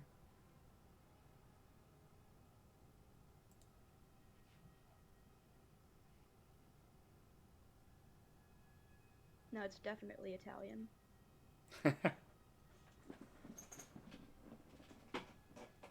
Everyone knows that Primordial is the Italian of Dungeons and Dragons. Yeah, it's a lot of hand gestures. All I think is the Family Guy. Baba da boopy, a boopy da boopy da boopy da baba. Oh, jeez.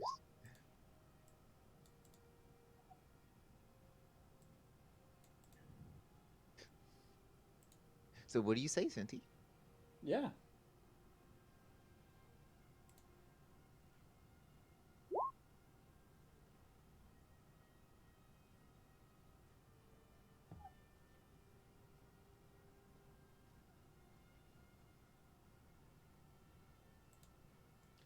You see this, large entity that seems almost like a snake-like form of water, seems to pull back slightly, and you see it just almost like it doesn't really respond to you, but it gets almost like playful in a sense.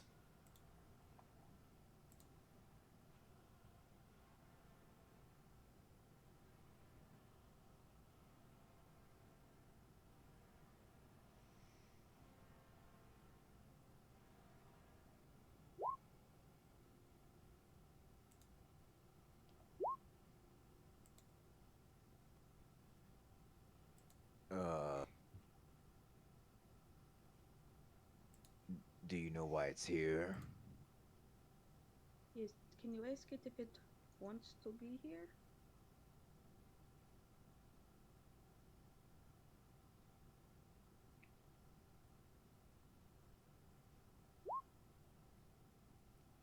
You see the water weird kind of cocks its head a little bit, and almost seems to dive back into the water. You see the water splashes around the fountain that no longer really runs, um, and it seems to come back a moment later as it pulls one of those giant, carved blades that you fought those weird large creatures with. That they seem to wield, and he seems to almost pull it out of the water and throws it,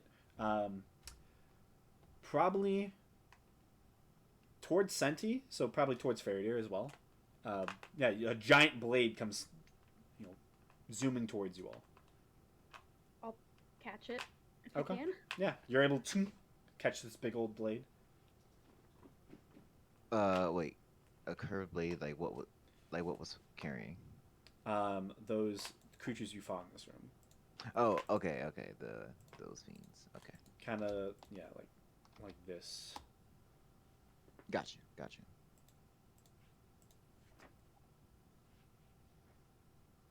So, I'm guessing it was fighting the fiends, the demons.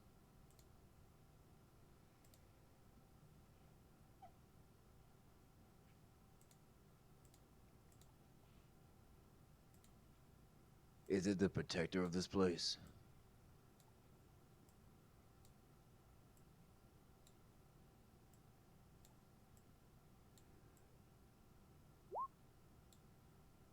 It seems to almost nod its head. You all can kind of see it.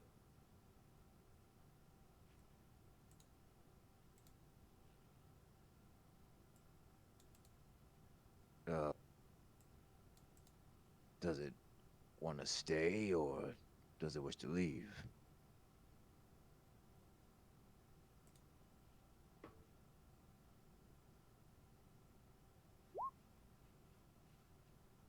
It nods its head. All right. Well,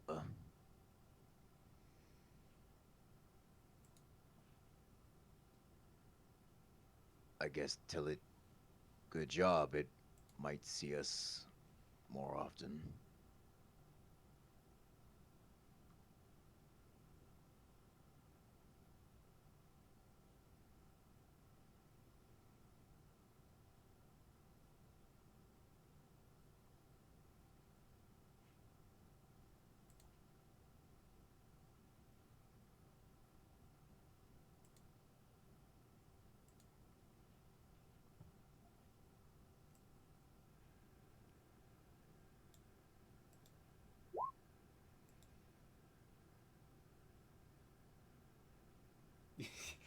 You see the snake like water begins to like almost retract, and you see it takes on like slight humanoid form with like elongated features, and you just see two little thumbs almost poke out of the water as it gives you thumbs up back.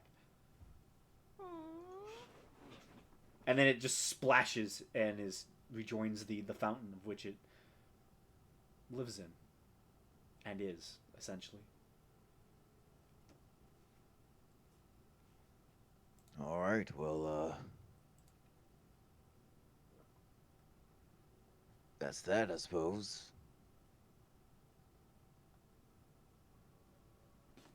All right, we should probably get back to Aurora.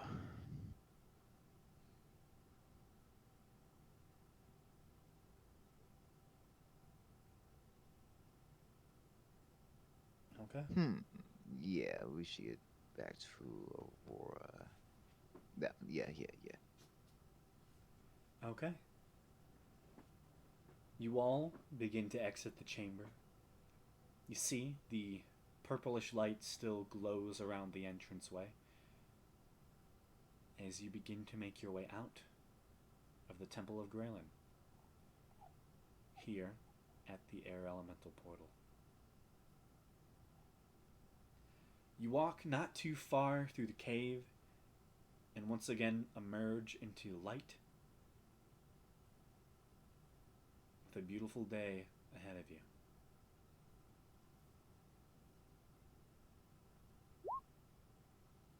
Yes, the plants are very happy.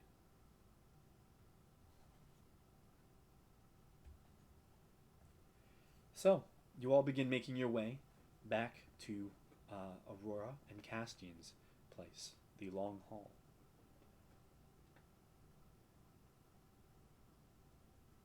Upon entering, you see that currently Castian and Aurora are just calmly chatting, currently sitting around the fire as they see the door open. Castian is the first to respond. Made it back okay? Yeah. Sorta. How did it go? Painful. Very painful. Yeah, I tried the puzzle once myself. It really hurts. No, we got past that part. Everything was painful. Everything. What was inside? Demons. They just both look up. Really? Yeah, and ghosts. It was definitely a temple to Graelyn. There was I guess, followers of Bane were trapped inside. You see Cassian kind of has a worried look on his face. Really? Yeah, we, dealt with them, but, if I'm not wrong, I'm not mistaken, fiends don't die on the material plane. They do not. Well, at least they're off this plane. Yeah. But there was a teleportation circle, so there's that. Do you think this entity know how to teleport? If it did, it didn't use the ability. Well, it might be safe. Is there a way to close the temple, or did you close it? We didn't close it, but to close it, all you have to do is remove the orbs, the blue orbs from the red orbs that are in there. Cassian kind of looks towards Aurora. The ones that were in the eyes of the statue. Oh, fuck. That's how easy it was? Apparently so. But, again, that was painful too, so. Yeah, it did hurt. Also, I would not have wanted to deal with that. Yeah, there were spirits left over there. I guess still lingering since the fiends were still around. Now that they're gone, the spirits are gone too. Well, that's good. There's also a water elemental down there protecting the place. So, Well, if water elemental is still there protecting it, that means the energy in the place must still be good, to some extent. Not corrupted, at least.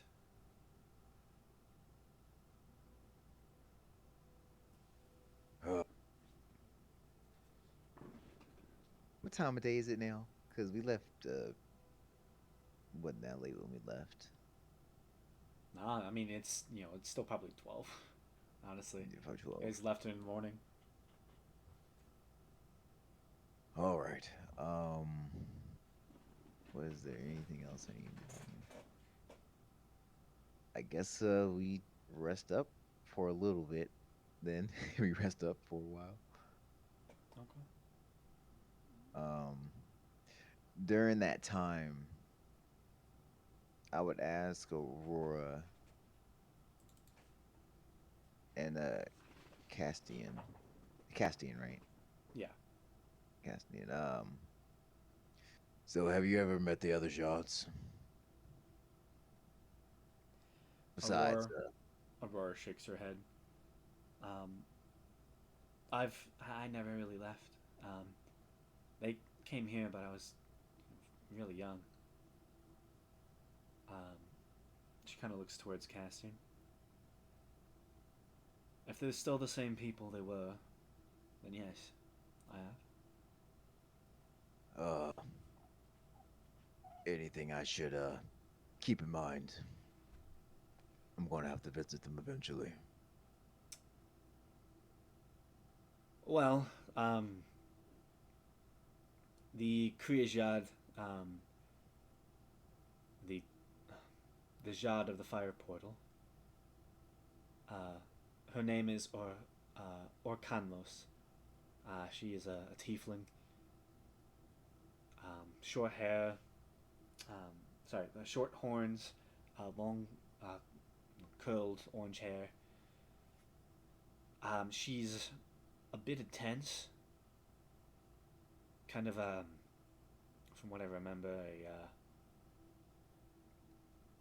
an adrenaline junkie. All right. But she's, from what I remember, fairly kind. Um, she's a good Jod. The Visajad. His name is Damien Respire. Um, bit full of himself, but a good lad. He was fairly young when I met him.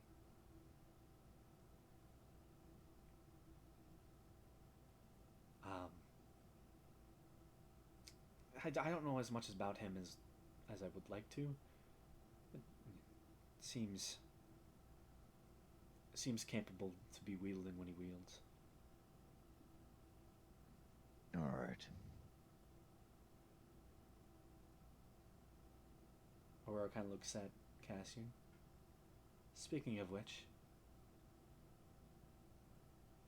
we made a deal that if you helped me, I would give you the boots. You helped me. Do you want them now? Um, for now, I think you can hold on to them, since the teleportation circle's here. We should be able to get in contact relatively quickly. Besides, I still need to figure out what to actually do with them. Well, I'll be here if you need me, now that I'm done with my self-exile.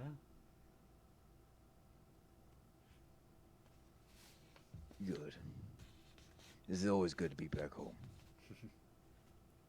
And I will say honestly, I don't really need them anymore. Um,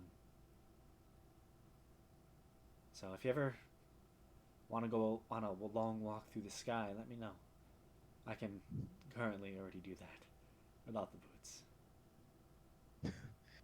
I'll keep it in mind.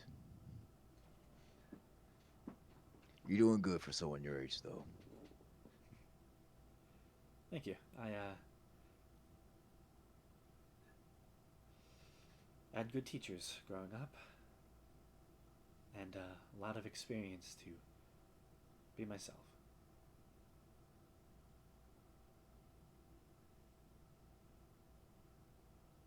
All right.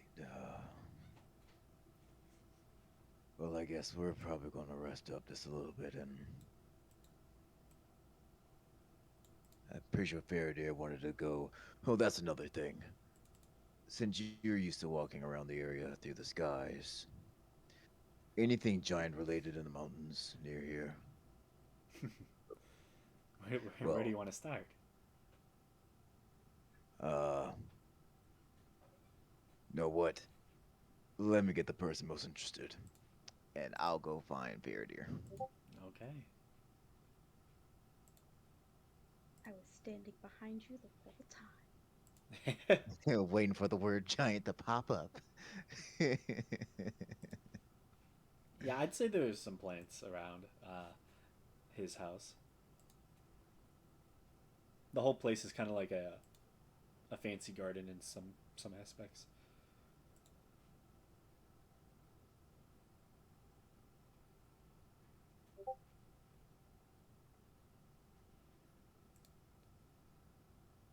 Be a menace, Yeah, probably. they might not mind, honestly.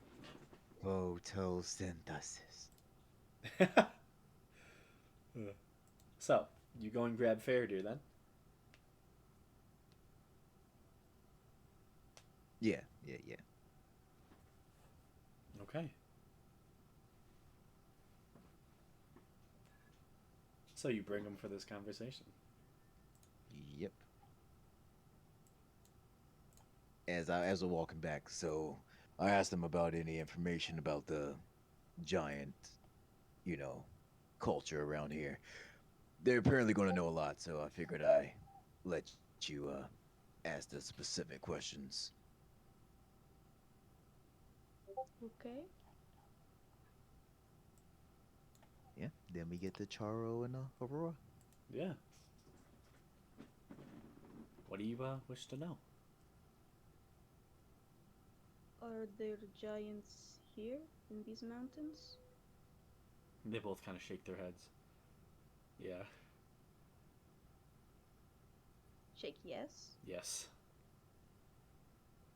Oh, what kind? Mostly stone and fire giants, from what we can tell. After everything that happened with the ordering, the giants, well, they abandoned their capital and fled further into the mountains. We don't see them too often. They find places to be themselves. Yes, there are very few left where we come from.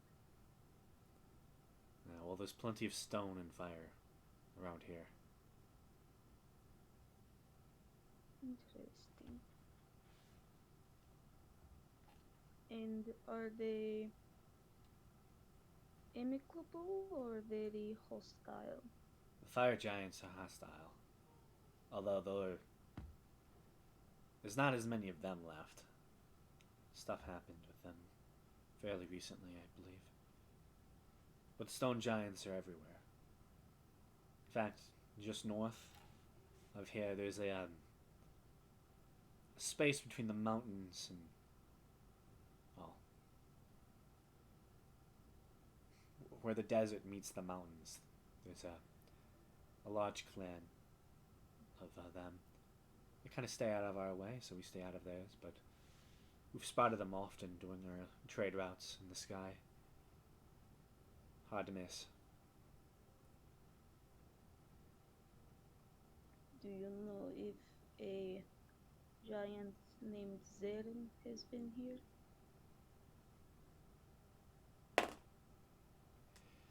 I've never heard of the name Zone. Good. If you do, don't engage. I'll try not to.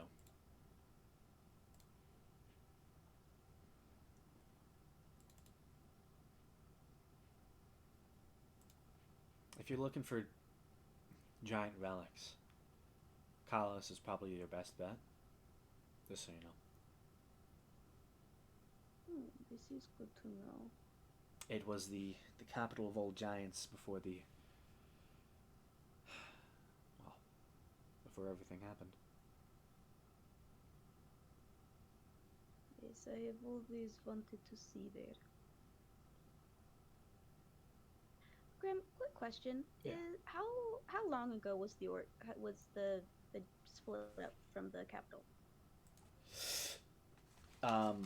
Pretty old. Okay, so Yistrid probably wouldn't have been around, right? Oh yeah, no, definitely not. Okay. I know someone I think would like to see it someday.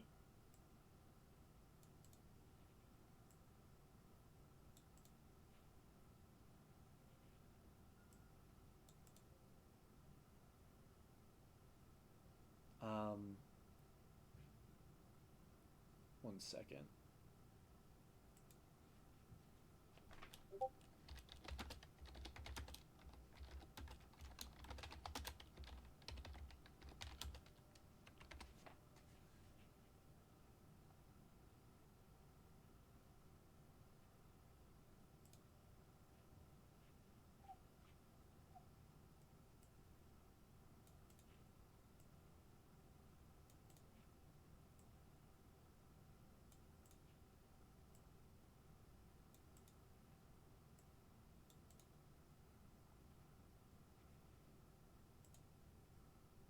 Yeah, this was yeah,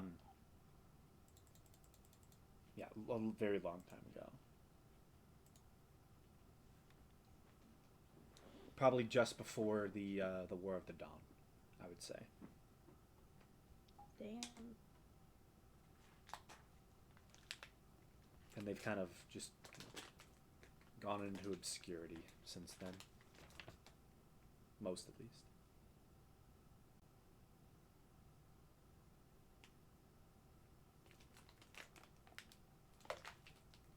Well, thank you for this information. I greatly appreciate it. No problem.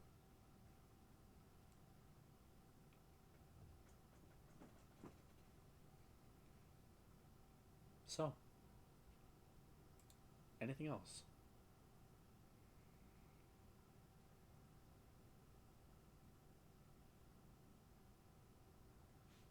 Oh yeah, Chad is definitely ticklish. Oh my god.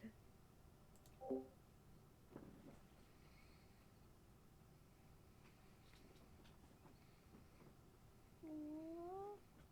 I love Chad. Yeah, Chad when he giggles, he just lights up. So it almost looks like a little rave is happening. Stop, I'm gonna cry. Is that how you spell the other Jods? um, you're close. Ah, damn it. Here's I didn't do that one. Essentially, it's ijad is the end verbiage, and then whatever is before is the name of the location. So Yeah, yeah, figured. you're close. I think like the only one you got wrong was Tivijad. Okay.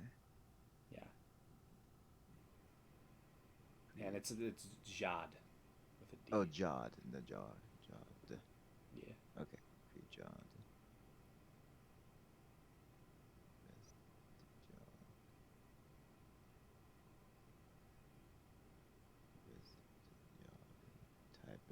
Ibidajad. Yeah. Okay. Okay. Cool. Cool. Yeah. And then the names of the individuals I said. I have. Yeah. That guy. Well, I spelled Damien wrong because I spelled it with E. Oh. D&D names, and you know D. Man, I know, man. I'm so I always get it so close, and I put an E at the end of his name instead of ah at the end of the respire. Uh, or con or Carlos. Man, it's L. Damn it. Yeah, or There's an L in there. Carlos. Carlos. I'm so close. I'm getting better. I'm just getting. I'm always getting so fucking close. I'm always like one or two letters off. I got to make it like even harder now. You forgot the three apostrophes and the. Yeah. Oh, yeah. Sorry. I am so sorry about that. I didn't. That's my mistake. Just write a full French word and that's their name. There you Slap the go. keyboard. Slap the keyboard a couple of times. Just throw some more letters in there and Yeah. say they're silent. Yeah. Just don't forget the extra 6 after the word ends. Got you. That's the most important part. If you forget or you don't put them on, it's disrespectful to the person. Oh yeah. It's They will disrespectful. know when you're speaking if you put them in there. or They not. will know exactly. Every time you say their name in a sentence, you have to have a pause of a second for each one that they add on. Oh, goodness.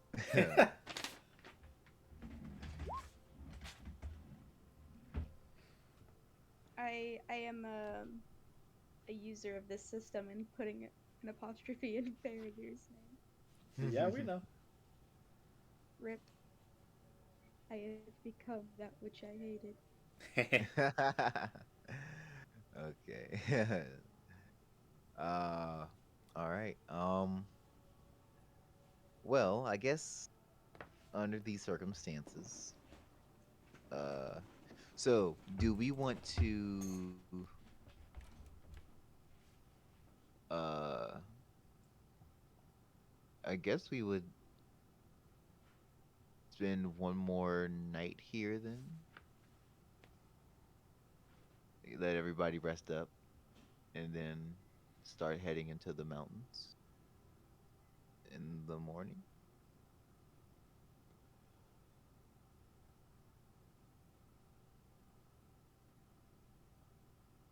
That sounds good That- to me. Yeah. All right. So if they're willing to have us for one more night, Oh yeah. You are a guest of well, honor. then we'll uh, drink, eat, you know, socialize with them one more night. Then I guess in the morning we'll be heading into the Ordning Mountains. What city did they say we should head towards though for relics? Well, Kalos. basically, so which one? Kalos. Kalos, Now, Kalos. from what you've heard, this is probably been told you a couple times. Oh yeah, right here. Kalos is the ancient capital of all giants. Okay. So I guess the question really is then, where does Faraday want to go? Yeah, Faradir. Um. No pressure. I'm not gonna make decisions for your character. I do enough of mean- that for myself. Whereabouts did they say the stone giants were? He said somewhere around here, actually. Oh, that's the ruler I got there. So just directly to north of us. Yeah. Also, you guys are here. I want to see them, but I also don't want to be like encroaching on their territory if they're just vibing over there. I And, mean, both. and he said those are stone giants, particularly. Okay, I'll put the X there. That's for Stone the stone. giants are usually pretty okay. And But I think then, one of their big issues is territory, so I don't want to upset them. I mean, Um, that might be that for any giant that you come across. yeah. I mean, maybe if during our flight we wanted to maybe take a little swing over that area and just see what's happening and then head over here, I guess, if that's okay. And so they're there to here. Yeah, kind of like that trajectory. All right, that's fine with Gamesh. Yep, I'm fine with that plan. Okay. So the party is going to fly. Are we going to fly, Senti? Oh yeah, I guess that's up to Senti. Okay. I mean, I'm down to Um, trudge through the mountains. It's what I'm built for. I like how Barrick's like, oh, I'm flying regardless. I'm Yep, not. I ain't climbing. No, I'm Belric not is climbing no mountains. gone. Belric said, "Fuck mountains." yeah, Beller's like plate mail. Leaves No, Faradir crying in the distance. plate mail and mountains do not work together. Finally get to use my gloves of climbing. You used them twice, right?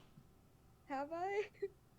I'm pretty sure she I, th- used them. I think I've used them at least once. I don't remember what for though. One when we were climbing up the mountain to get to your stone giants. I know that was one time.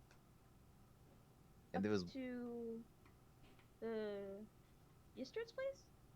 yeah, didn't we? Did you use them? I thought so. Oh, it's possible. They're cloud giants, by the way, not stone giants. Oh, not stone giants. Okay. Yeah, they are Yeah. cloud giants. Yeah, because they got the real flowy looking hair. Yeah. Right. Yeah, Um. that's why Yistred's art is just a cloud hair. Um. Okay. Well. Yeah. I guess. Well, what did Cinti also say? The one.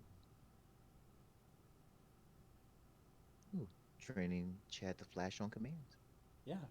Senti, make an animal handling check. As this is probably what you spend the night doing. 15? Okay. I Do have. you give him a code word or a code phrase? Something that like will spark his, what's his command to flash?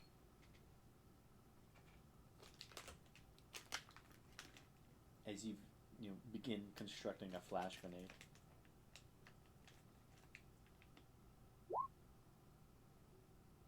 Something is it just something rave? Rave. Yeah, you train him, and he begins listening. Takes you the better part of 3 hours or so, but and a lot of snacks.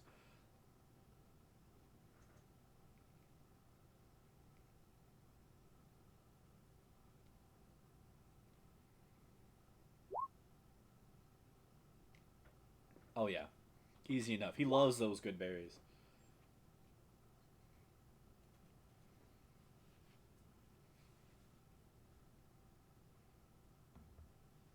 Chad's getting thicker and thicker.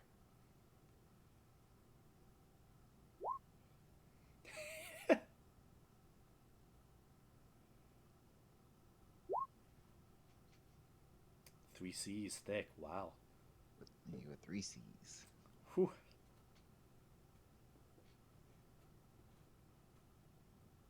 Those thighs, though. Those thighs. Oh no. Goodness gracious.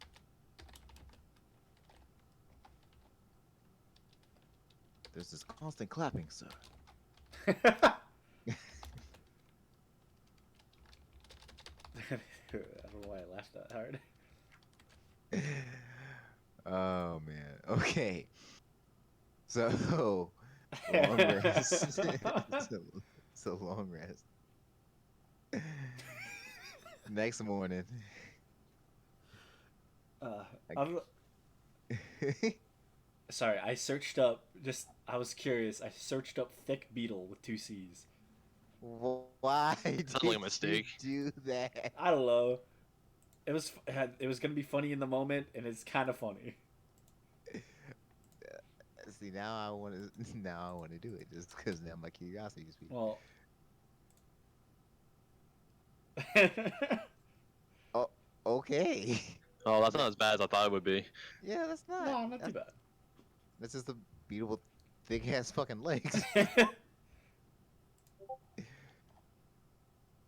Yeah, that's See, that seems like the right type of thick for a beetle. You know. Oh yeah, he do got he do got legs though. So, Did not miss leg day. no. So, you all have a good long rest with occasional, what seems to be flashes of light out in the, away from all of you as you all begin sleeping. But the morning comes, and you all go to Senti and begin the process of turning to clouds. You say your goodbyes to Aurora and Castian and the rest of the village of Tyvas. And you shift into your mist forms and begin heading northward. And you can see the towering, ordinating mountains as you pass just north of the mountain Tyvas sits on.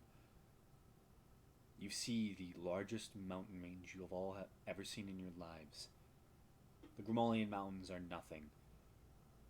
As to your east and to your north lies mountains as far as you can see in that direction.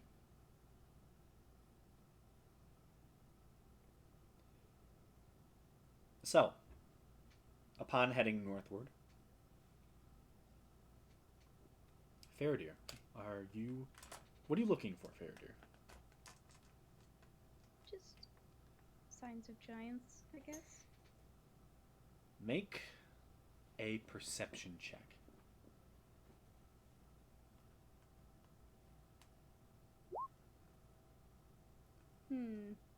Flying Bad. this high in the air and in reality this fast, it's hard to notice, minuscule evidence. You can't really see footprints from up here. And giants are very secretive individuals. Ever since the ordning, they have all gone their separate ways. And you have a hard time spotting any as you fly over the area.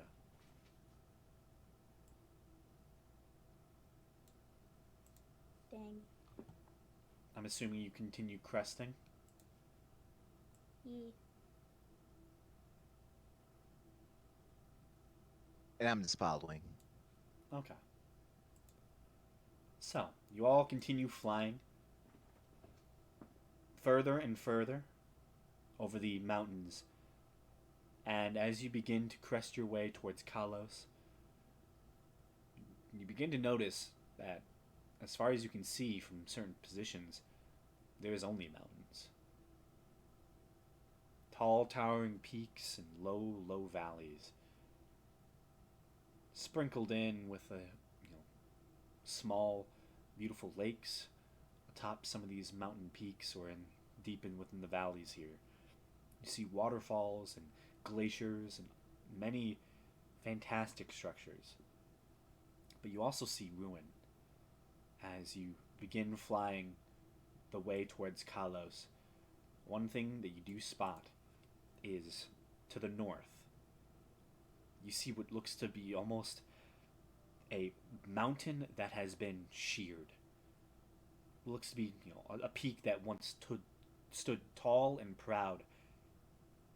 Looks as if something massive hit it.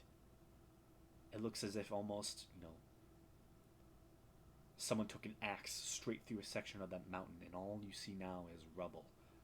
In the very far distance, hints of broken towers and other constructed elements, as you believe you see ruins of some type deep within the mountains.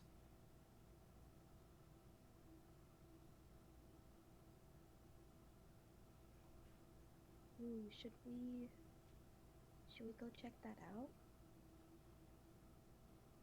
We can't talk in gas form. Wherever you go, I follow. Yeah. Oh yeah.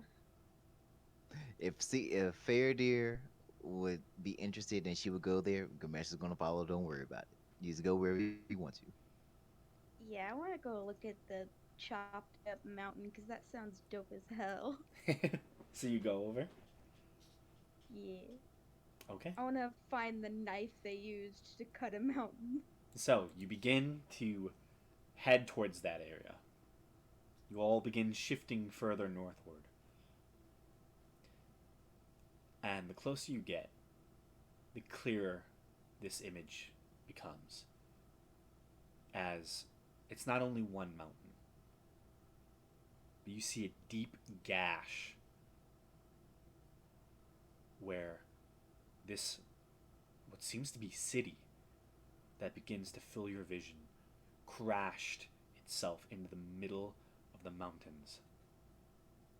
You see, evidence that the city wasn't completely destroyed when it landed. There are some, buildings that are still intact. You see some tall towers still standing tall, but much of it was destroyed, and destroyed whole mountains when it crashed from the sky. Ooh, damn. This is very clearly a ruined sky city, and it's not empty. As even from this high up position, you can see on the almost very northeastern edge of the city, where the actual some of the buildings seem to still be intact, if so lifted ever so slightly, as the city is almost on a slight angle. You see, small bits of smoke rising, evidence of, you know, a group of people is here.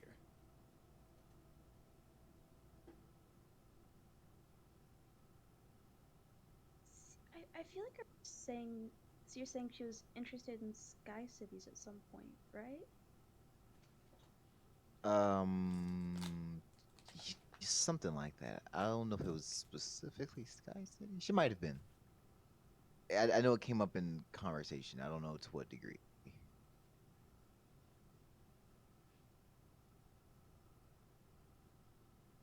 Yeah, I don't know to what degree though. I don't know if she wanted to study them or she wanted to visit them. I mean, either way, maybe we should make a pit stop and just check it out. Like I said, if Faraday goes there, that's where I go to. I don't like making decisions. It's You okay. can always return. Yeah. But if you look, if it's something we do, it's something we do. If we don't, we leave later. It's okay. We'll come back if Seer wants to. But I'll Okay. wait and see what she thinks about it. Okay. Okay. So I guess So- we just continue on towards Kalos. Okay. So, you begin to fly back towards your path, heading over more and more of these mountains.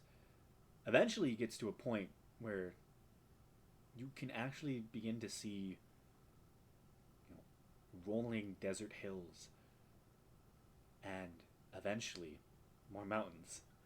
As you see almost a crossroads, a nexus, as the range of mountains all seem to combine together. And before you, the city of Kalos. Built on the very nexus of all the mountains, in the very center of the city, you see a towering castle immense beyond all proportions. As you get closer and closer, what you see would seem as a normal castle becomes monstrous, gargantuan. Its towers as tall as mountains themselves. Its very peak a spire. You see the walls of a city that stand 300 feet tall. You see gates, portcullises, themselves standing around 100 feet tall, ringing a city within a city within a city. This city has multiple walls as you begin to fly essentially over it. The first wall is probably around 3 miles before you reach the next wall, and it is filled with farmland. You see different types of crops growing in a circle around the entire city. The next wall, in the middle of that, you see massive swaths of residential land. Probably, in all honesty, maybe 10 miles wide, that just seems to ring around the entire city itself. Massive beyond all scale. When you said crops, you mean like growing current crops? Yes. Ooh, Yeah, so, someone's tending those crops. yeah. Um, there's a lot of activity here. This is a place filled with individuals. The streets are packed and lined with different individuals. And as you pass what seems to be a large residential area, you reach what is within the third wall. What could only be described as a metropolis of all metropolises. Giant buildings fill the space. The entire central city is akin to the size of Stoneshold itself. Oh my. Massive beyond belief. This is a city not of 1,000,000 people, but millions of people, as the buildings are all sized out of proportion with what you would be used to. As you fly over this space, this is a city built for giants, but you don't see any more giants here. All you see is what looks to be normal people climbing up monstrous steps, living in monstrous sized houses, in castles, protecting monstrous sized walls. This city itself is a kingdom, all on its own. Welcome to the city of Kalos. The city built by giants, inhabited by non-giants.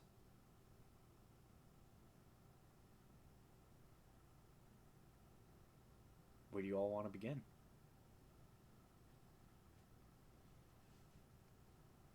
Oh god. Give me a second. I'm like actually about to cry.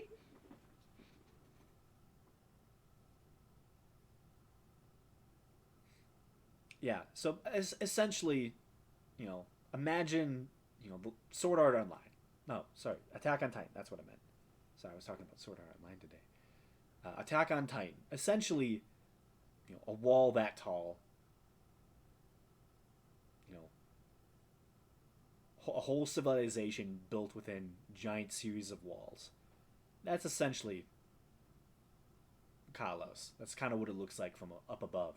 But all the buildings are oversized as they are built by the very giants. I guess we go to the palace. All right. Now I do want to slow your roll now. Yeah, you are currently Like- in mist form. I want to see who's here. Like who's running it. I know. First, we haven't even got out of mist form yet. So where do you want to land? That's true. Yeah. Where do you want to land? All right, that's a good point.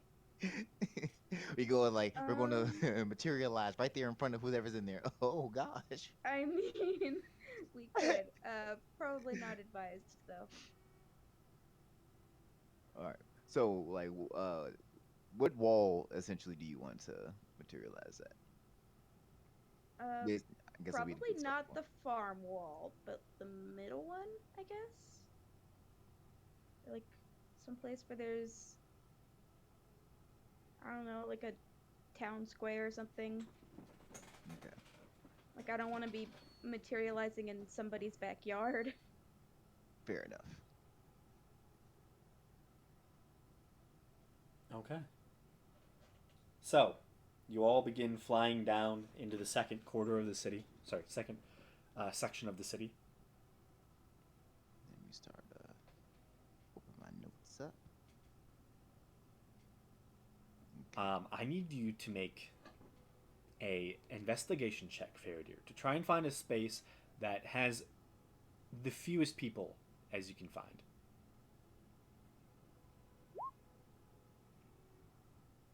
Okay.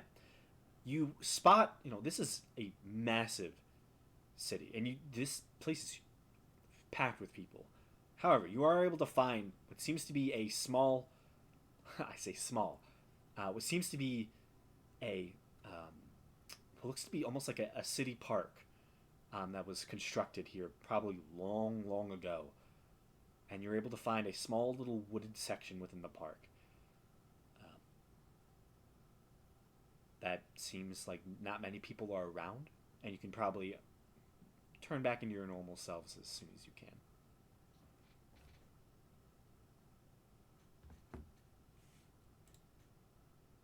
Okay.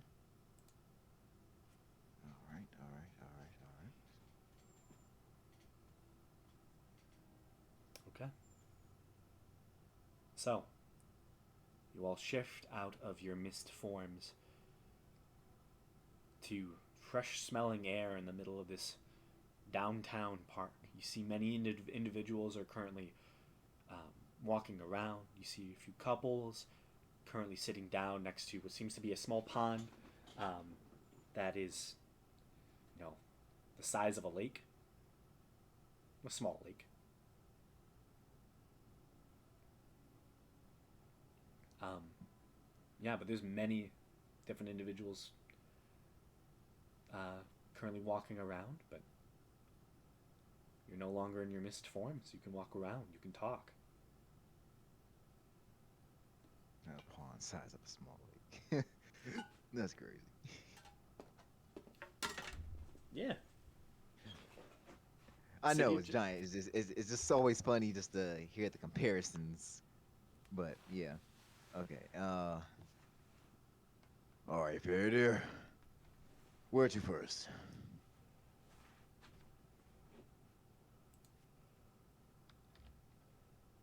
Um,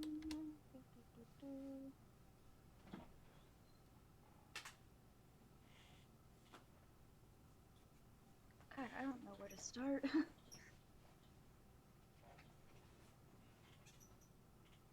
Well, we could talk to some locals. Yeah.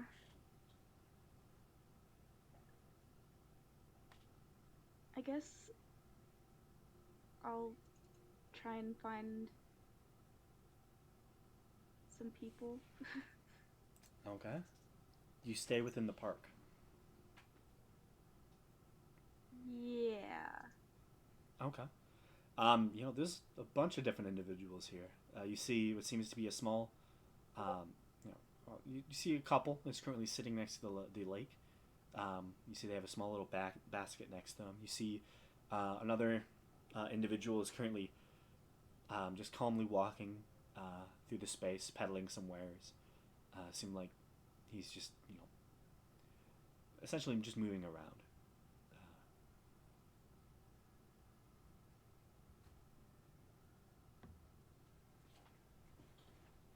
Okay. Just go up to somebody who looks like they know what they're doing. Okay, that would probably be the merchant. He's kind of just like currently walking, pulling his cart behind Yeah. him. He has it seems like he's more of a food vendor. You see different uh, breads. He has some cheeses. It seems like he's just walking around selling food to individuals who might be hungry in the midday sun. As it didn't take you very long to get here. In all honesty, flying at breakneck speed.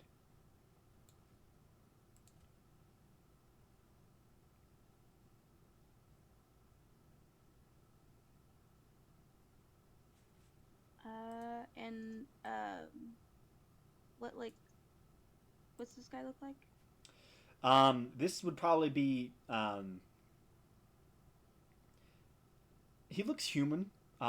Slightly taller than you would expect a normal human to. He's getting up there. He's maybe about 6'8", currently pulling his cart behind him.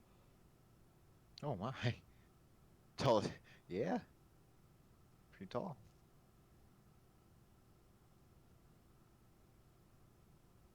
Yeah, he looks, if I had to say, like a variant human, almost.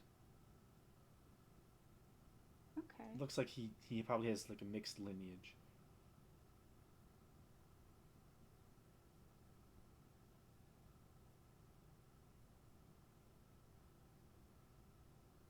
Yeah, so I'll go up to him.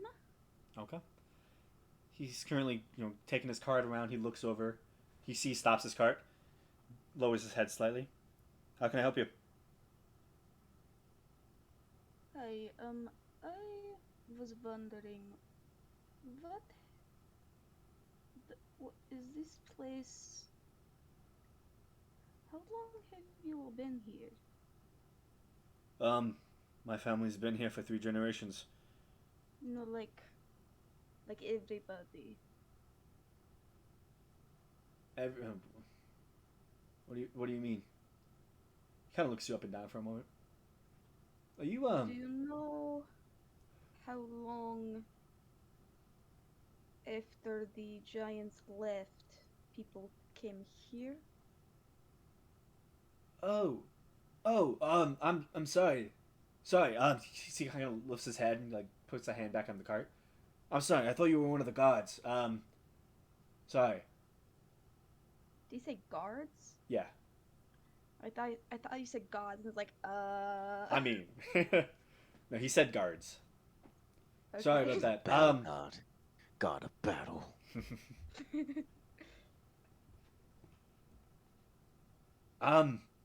I think the first Goliaths, lords, um, they came here maybe. I'd have to say 900 years ago. This place is governed by Goliaths. Yes, ma'am. Um, I see. And are they? What is the word? Nice? the city prospers, ma'am. He This didn't is say. not what I asked. Yeah, that's definitely a no. Um, I would never talk bad about them. They've defended this city longer than anyone else would expect them to. Kalos is only Kalos because of their will. Hmm. Iron Thumb. It sounds like it. Well, thank you very much. No problem. You have a good day, ma'am. And he begins to roll his cart with a hint of speed away. Guess I'll turn to the group. Well, I guess the first interaction I will have with Goliaths is not going to be fun. Yeah. He's a little bit strained, apparently. Outsiders and whatnot. At least we stopped here. Could you imagine if we went right to the palace? Yeah, what a crazy thing to do. What a crazy not thought through thing to do.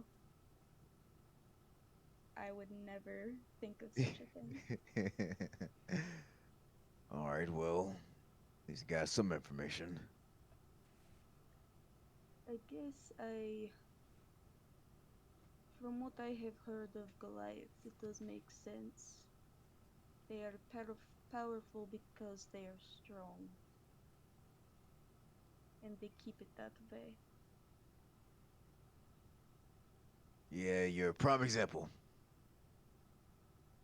Well, I was not raised by Goliaths, but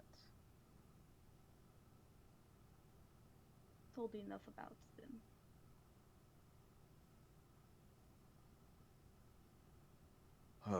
Alright. Well, we have an idea of the societal structure now. So you wanna go deeper into the city? Yes, I think this would be good. Probably best you lead the way. Yeah, I'll start walking ahead. Okay. Do we see any of these guards around? Like a Currently in the park, no. Okay, I guess I'll just keep my eye out as we move along Yeah. for I guess any Goliaths, because I'd assume if there's a Goliath, they're probably a guard. Well, I guess I don't know how many Goliaths there are here. We will find out soon. Okay. Yeah, it's a tricky thing because tribes aren't big, but if they're controlling a whole kingdom, then So might be a couple. you walk out of the park. Doesn't take you too long, maybe about 5 minutes, and it's a nice stroll. You see many individuals walking around, a mix of races, humans, half elves, elves. Seems fairly varied. And when you leave the park, one of the first things you notice is the sheer scale of the buildings in front of you.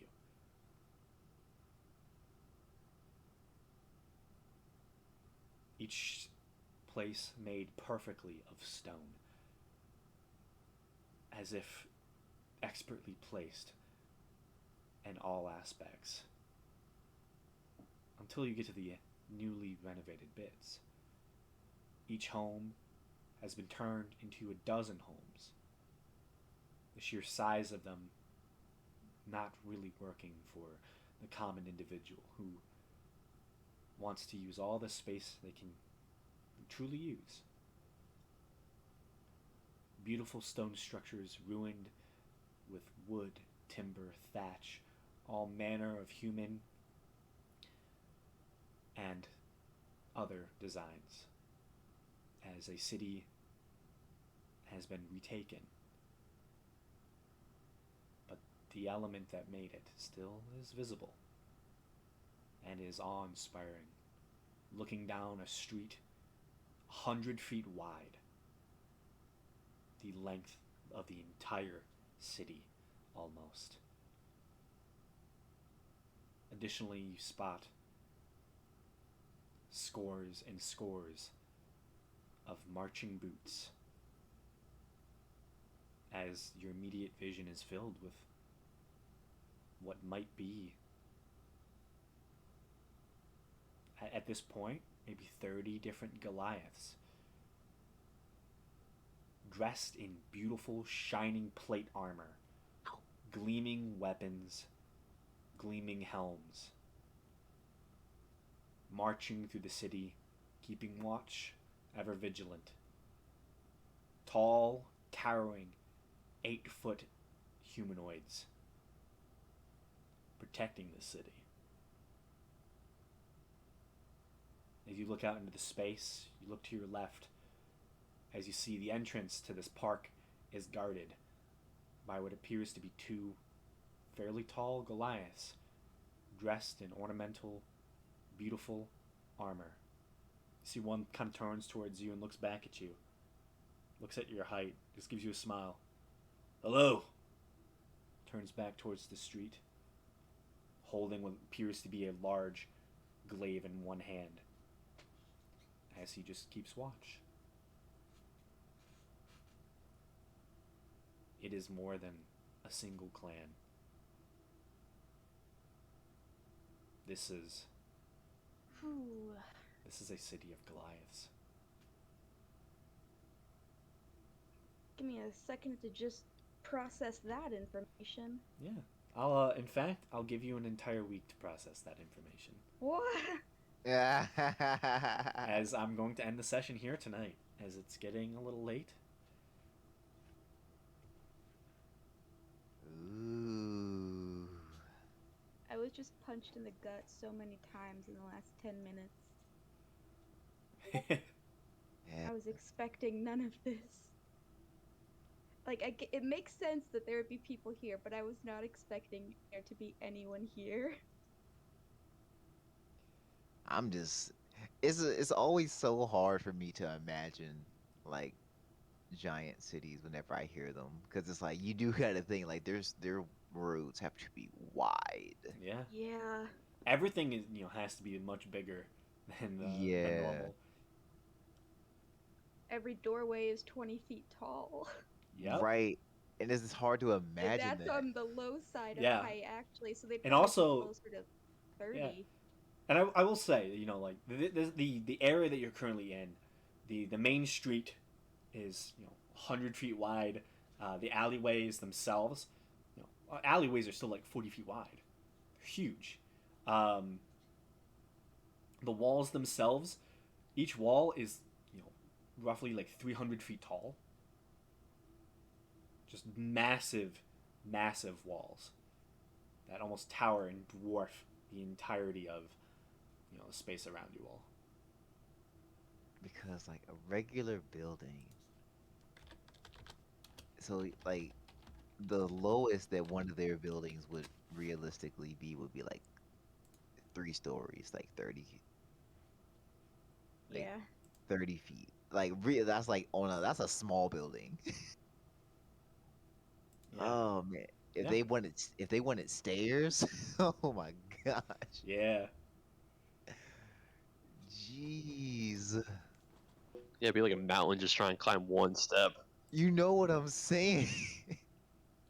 They, But they ma- must have built some kind of like trolley system to get up and down the steps, I'd Yep. assume.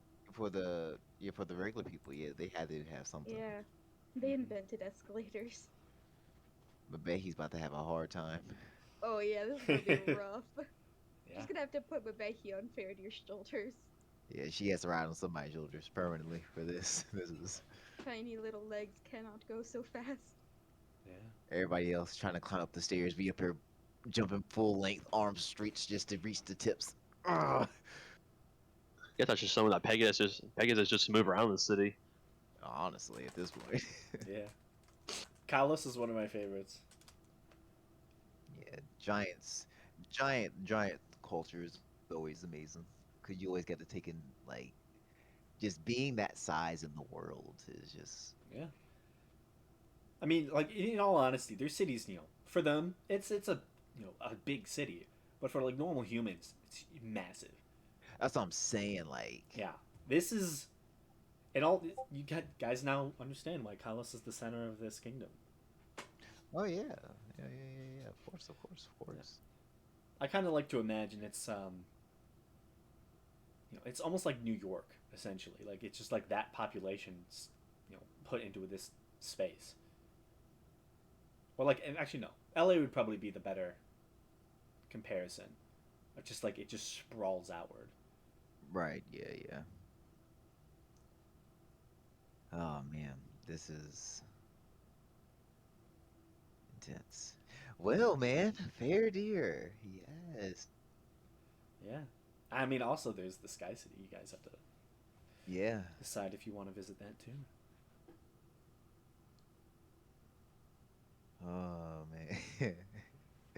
I do. No, what's funny though? As soon as I knew we were going here, I was like, she's not gonna want to make any choices for real. I know she's not gonna want to. No, I feel bad. I don't want to take up all the time. Look, I You've usually do the look. I'm usually one doing all the talking, so I'm happy. You go ahead. yeah, this is fair, dude. Go ahead. You do you.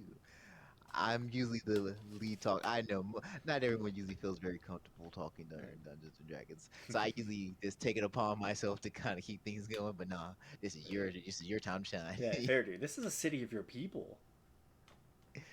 This is a They're city not where going to talk you're. to me. Yeah, this is a city where you're not going to be looked down upon for being super tall.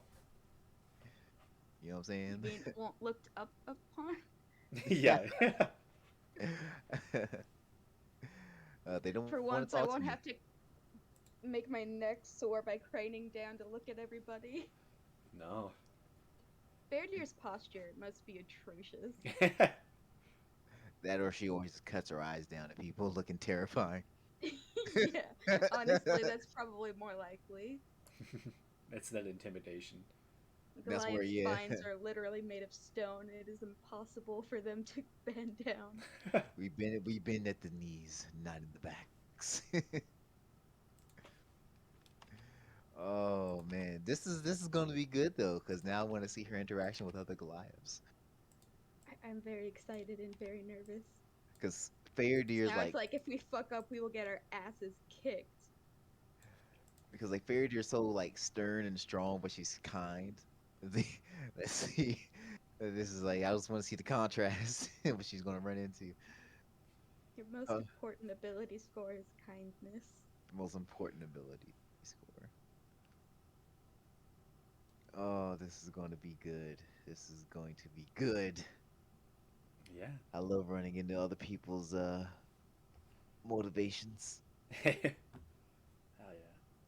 Well, thank you all for playing and Of visiting course. Kalos. Yes, yes, yes. We'll explore more next session. That we will. It's been great, guys. Yeah, again, I won't be here next week, so you'll definitely have to do all the talking then. Oh no. Yeah, I won't be here to do any talking for you guys. So, Yeah. but hope you guys enjoyed next week as well. You know, it's been a blast as usual. Oh yeah. Have a good night, all.